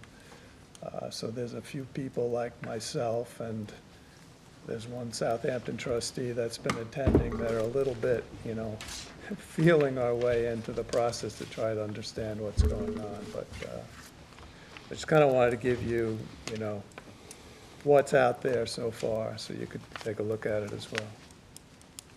Great, thank you. Beaches, closeout trustee permit, Georgia Beach 1-10, issued to Silverman for dune replenishment, 115 Beach Lane. Bill? Do you want? How many paperwork on this? We got a request, as was with the Clearwater, we got a request from the building department that the homeowner is asked to obtain a CO for 115 Beach Lane. Now, in our file, we had a permit issued in 2006 and a permit issued in 2010. I gave it to Jim Grimes when we contacted. Yeah, but it doesn't seem like that ever got closed out from 2010. Well, they only have the 2006 on file at the building department, so the 2010 being issued does close out 2006. But the old agent, the agent on 2010 hasn't done any work in 10 years. Yep. And someone has put just a shoreline fence, and they said they'd become compliant, a different agent. But they said all they did was shoreline fencing. There's obviously been major dune restoration. I mean, I'm not a trustee, but it looks pristine. the work on that beach. Yeah, so I don't know, Jim, I don't know, I'll go over and look at it. The thing is, I got, 7,000 how do you comment on something that's Do we want to have a policy? They didn't close that 12 permit in years old. 2006. Yeah, if We don't really, do we again, start fresh if we with got this a property? survey on it, right, then we could technically close it out. We went over and looked at it. We could get But an how can you look at something Recent that's as-built? 8 of years some old, sort? 9 years old? it's more than Yeah. that? 12 years I can do that, Jim. Okay. You want me to obtain an as-built, contact the Please. agent for you, and then you Yeah, can... do you have anything else in the Is this file being, on it? whose push is this? Is there an agent? No, or no, some- these are all, they go directly, this and No, I the understand that Clearwater we Beach. were contacted, I know. They we go were- directly to the town for a CO, they're not even asking us. No, for no, anything. but I understand that this was generated, this didn't come from a homeowner, this came from the building department. Well, thank right? goodness, the building department isn't issuing the CO until the Somebody wanted a trustees sign permit off. for something. This is what we want, I mean. All right. I'll look at it, well, All right, roads committee? Yeah, the Roads Committee is facing a few challenging issues over on Edwards Hole Road and off of Chelsea Woods, where it appears that the town planning and building departments haven't recognized trustee ownership correctly in issuing building permits and C of Os. And now we have homeowners looking for maintenance improvements on roads. They don't have the easements that clearly delineate their responsibilities. We have a homeowner with a landlocked piece of property looking for access. So we have some challenges on our hands. Susan's been very helpful doing research and has also lined up a meeting with these other boards that Chris will be joining us, and Dell and myself, and we're going to try to start to get to the bottom of this and understand how things went awry, where the responsibilities lie, and how we can get correct, legitimate ingress and egress to these properties with clear definitions of responsibilities to maintenance and general safety of using these trustee roads. So it's become a real tricky issue. We did send several letters to the other boards and agencies to make sure that they understand trustee ownership rights and to try to make sure this doesn't happen going forward. But right now, we are faced with a little bit of a cleanup effort, and we felt that the correct starting point was with a communication to the other agencies and to start to bring our counselor into the picture and the town's council into the picture. We may be getting title insurance companies into the picture to see how these things can be straightened out. But not unlike some of these unclosed permits, it may come to a point where people may have issues trying to transfer their properties in the future. how many properties are involved? It's a half dozen or so right now. Who knows? It's 7 just or 8. what we're These are the uncovering only- as we go This is only along. 2 roads that we're Really? aware of. It could be Right. similar in other. In other trustee areas. roads. We have identified a couple of the properties with encroachments, a couple of the properties without easements. So it's getting to be quite a laundry list, and Do these people assume they're taking access off town roads? in some cases, yes. In some cases, they really are unsure of their situation. I think and they just, they've been in a do little it. bit of denial and a little bit of, looking for the town to do maintenance on the roads, and there was some When they got a surprise that they didn't. A lot of These issues didn't come misunderstandings. up when they got a building permit? Nobody's Right, clear. that's where it should. You know, some of this goes back 30 years. Yeah. Yeah, but What would it So- take for us to do a full inventory of A lot of trustee work. roads? We've done maybe but it's- 7 or 8 roads, Mm-hmm. this year, and then we've run into multiple issues on each road. It's required Chris's involvement and Susan's done a ton of research here at Town Hall and the records. So, without enlisting a resource like a Steve Boner, we are chipping away at this incrementally as a committee. Well, it would make sense to hire somebody to do this. Well, we talked about, getting started by doing some research so we really understood. and the then process. prioritizing which roads needed it the most, but it seems Right. now that everything More we run urgent, into yeah. is, Initially, we weren't sure, how much of an investment we were prepared to make, how big a project it was. I think from where we are, if we took a look at how many roads remain and how many personnel hours we've put into this research, we might be able to put together a rough estimate of resources required, and then, at that point, maybe speak to a Steve or a Rick Whalen or someone who has the expertise These houses got to- building permits somehow, they have access to the houses, but it's across trustee property or not? It's across trustee roads, and some of them are now in need of repair. And they want us And to do it, there's or no they want- easement, like for Midland Highway, when this issue came up, the easements in place clearly delineated the maintenance responsibilities. Here, we have the absence of an easement, and homeowners being concerned about access and, emergency vehicle access and things like that. So it's escalated, I think, to a higher level of importance now that, we deal with the immediate urgent issues that are before us, and then hopefully take a breath after the holiday period, and then maybe refocus on this with maybe a little bigger plan and more resources. Would it make sense to put out an RFP just to see what came back in terms of Very how possibly. much this Yeah, thing but I might think cost? I think you gotta define the scope. Yep.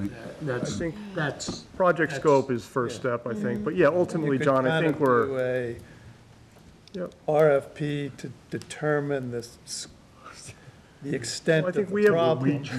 we have a little more, To figure out how big the Pandora's RFP box. should be. we have a little more due diligence to do, but I think that's the direction we're ultimately going to be heading. So I would say, kind of maybe a February timeframe, we'd be ready to have that bigger discussion. And And I until think then, After we have this meeting this week with some of these other department heads and stuff, and we can get a sense of where they're at, and maybe their suggestions and their opinions, and going forward, what we can do. and how to take it from there. cooperate and clean it up. Because it would be good to You at know? least get to a point where you can at least arrest any damage that might be done from here on in. Well, that's part of the original start communications to that Chris clean it up. crafted for us, was to say, hold on now, please, make sure you're looking carefully at trustee ownership so that these properties are processed correctly. So we've tried to put the brakes on, but, a lot of the development, as the 70s and 80s were a boom time, and a lot of the lots were parceled out, Yeah, and a lot of access was subdivisions taken were, without a lot of research being done. created, and But you also look at maps, and some roads are clearly labeled as trustee roads, but there are others that I'm quite sure trustee roads are not labeled that are way. not labeled, right. Yep. It's like Toey Trail. Right, exactly. So if the building department had a full list, Yeah, it that's. would not certainly be bad. helpful. Yeah, That's well, not- I gave them the list that we are working off of, that Rick Whalen did, because that's really all we have. That's our baseline right now that we've been working off of. I did give that to Ann Glennon months ago. So we'll keep the board posted, and, we have a lot of work cut out for us. The roads committee will be busy in 2019, it looks like. So, Okay. Can we go back work. for a moment? Is it? yeah, I do have another Oh, I'm topic sorry. before Okay. administration, but if you want to go Okay, no, I ahead, just wanted to jump back to education because I did not address this. I was notified by John Lupo, who's a teacher at the spring school. I think you know John, right? And he asked me through our presentation coming up in January, he has an 8th grade class that he is, they do lifestyle lessons, so he's done everything from teaching kids how to cook foods of other countries and why those particular ingredients, banking, website design, the whole thing. He sounds like a great teacher. I wish we had more of him.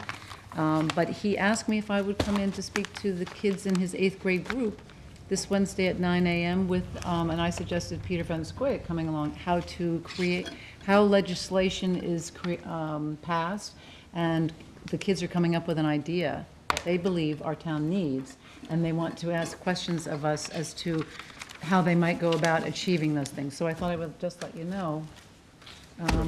That just popped up out of nowhere, so I said, sure, I'll come. So that's what I'm gonna do. I'm fighting with that family right now, so I can't go. You're fighting with your family? No, with that family, the Lupos. Oh, you are fighting with the Yeah. Lupos? So, until that gets worked out, I probably shouldn't go because John is such a big guy, But thank you. That's one I won't be able to make. Boy, now you tell me. I know we're a team, but You know, that's when Well, you know, here's the Yeah, thing. that was I on the was trying original to think of agenda. of Yeah, things right. that they could come up with as ideas. Yeah, And absolutely. We now gotta that we clear have the that up. balloon legislation before us, that's what I said, I'm gonna be the balloon person, and then Peter will be the person to discuss whatever idea they come up with. They've come up with senior housing, which of course is already being discussed, and so I'm getting the questions, but it should be fun. It's an hour session, so I'll let you know how it goes. Cool. I'll send your regards. No, don't. As you all may recall, back in the spring, we voted to support Dr. Gobler's water testing over in Northwest Harbor and the Sag Harbor area, you know, an area where the trustees have some ownership interests. And Sag Harbor took the lead on it, and there was a little bit of confusion as to how Stony Brook needed to get paid for Dr. Gobler's work. The trustees have an existing relationship with Stony Brook and Dr. Gobler, and do have the ability to pay for water testing work effectively, whereas Sag Harbor, Southampton, and the Southampton trustees right now cannot, and it would be a complicated, lengthy process to And why get that is that? underway. It's the way that they need to accept money from municipalities, so there can't be 4 checks to Stony Brook for the balance due of the water testing. There can be 1 check. So we were asked as a board if we would take the lead in processing the payment, and we would collect the money from the other agencies, and once the checks have cleared, we would cut a check to Stony Brook on behalf of all of the participating agencies. How much are we talking? The total amount, 19,000. I believe, was 19,000 and change. 500. So, well, the recommended resolution here, it shows that Southampton pledged 2,000, the Southampton Town Trustees have pledged 5,000, Sag Harbor Village has pledged 7,500, and the East Hampton Town Trustees have pledged 5,000 towards the program. So we would be receiving checks from Southampton, the Southampton Town Trustees, and Sag Harbor Village. And then we would write 1 check to Stony Brook for the amount of 19,500. Chris worked on developing an intermunicipal agreement which denotes all these things, which I can read if everyone would like. Everyone does have a copy in their file. And there's also a hold harmless clause. So we are not responsible in any way for the work that was done by Dr. Gobler, but we are agreeing to be the party that pays for his services. Okay, but do we have something from each individual participant here? Ultimately, they would sign the agreement. Okay, Well, so as everyone- long as everybody makes it. Yeah, there's a signature from a representative of each of the participating parties, so we can make this subject to Okay, a complete signature process of each. timeline set on this, Well, in 30 days. yeah, to get it back within a 30-day period of time, given that we have the holidays coming. Chris, do you want to weigh in on this at all? If I may, Arlene was kind enough to take the first crack at that, and I just kind of added some of my touch to it. Originally, Arlene did a very nice job setting up the format. Originally, I went to people in Sag Harbor and asked them to go to their attorneys and come up with a full hold harmless agreement. That seemed to be taking some time, and as I thought it through, I really think that our potential exposure is rather limited here. I mean, all we're really doing is pulling a couple checks and sending a check in. So at that point, I decided, let's just throw a clause in there that protects us. Let's get everybody to sign it, and I think we're going to be okay with that. So in the interest of time, my opinion is that we're all set with an agreement like this, and we should move forward. Have the other boards seen this yet? No, I have not.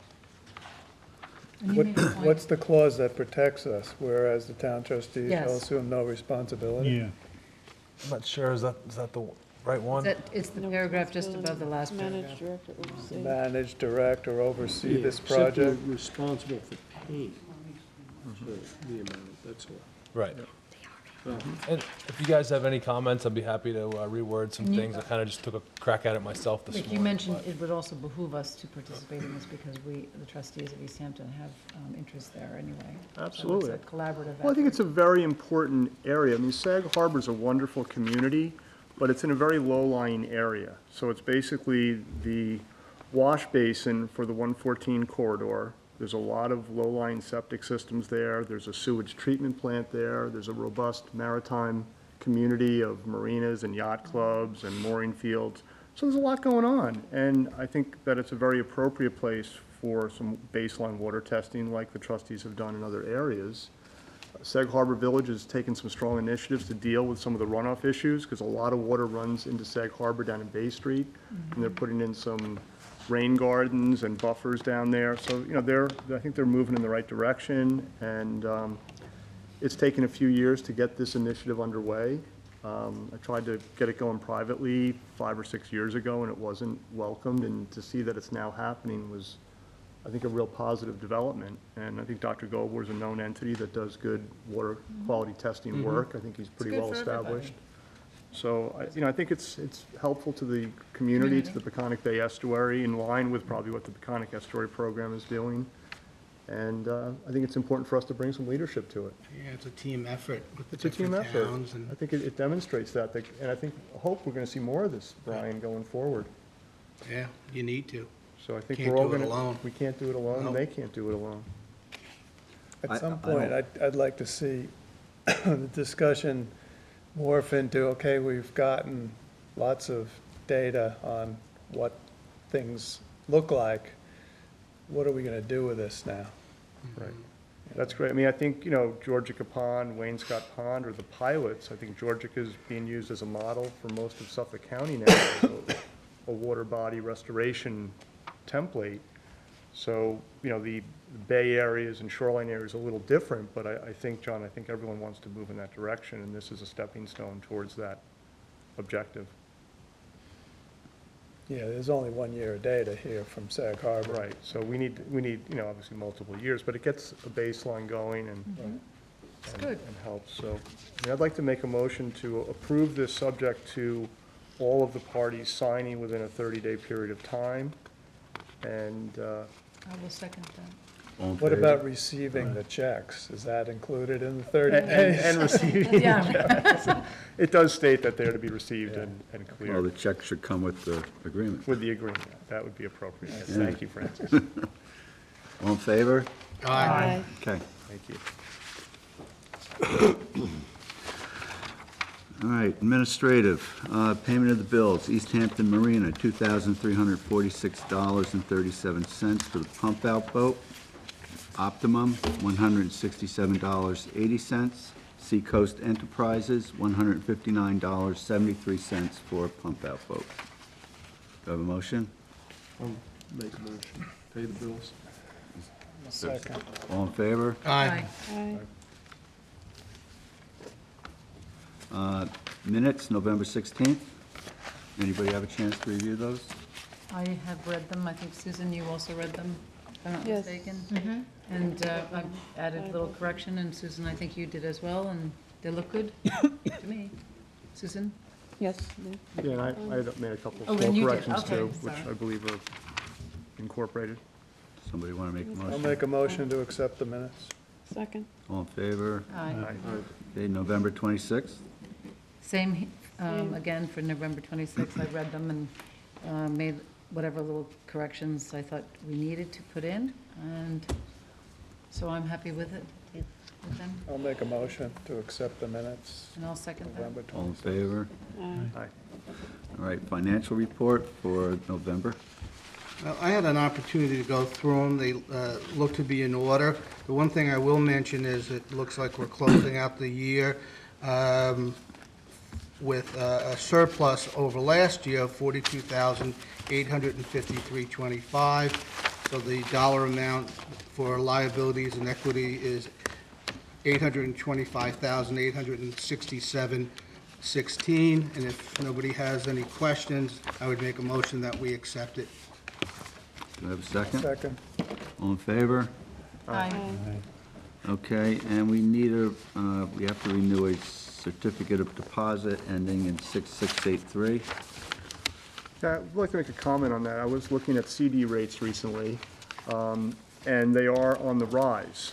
So some local rates for CDs and money markets are in the 2 to 3% range, and the yield curve has been extremely flat for several years. So I think there is typically a small grace period of 10 days or 2 weeks that, maybe someone wants to volunteer just looking into some of the rates offered by institutions, and just so, we can start to maybe earn a little bit of return on the monies that we are parking in instruments that are safe, like an FDIC-insured CD. We don't meet that, we meet beyond that period, don't we, next time? How would we do that? How Well, would- I was gonna, Or maybe we could entrust the clerk to select a CD that, pays a little bit of interest. I looked at one bank was paying 0.15, another bank was paying 3. Wow, So there is, some banks are, huge difference. depends Not- on the time period also. yeah, Right, changes. yeah. But these were relatively short period. One was 12 months, one was 15 months, one was 3 years. How long are these CDs? The money markets were, I'm not sure, these might be a liquid. year. They were 2%. It's in the file. So Well, we should definitely investigate and I look. think it's worth investigating, whether it's the Why clerk not? or a small committee. But, I think that it's worth to. I think it's worth doing, I just don't Yeah. want Right, we to don't have to vote on it, and then we don't meet.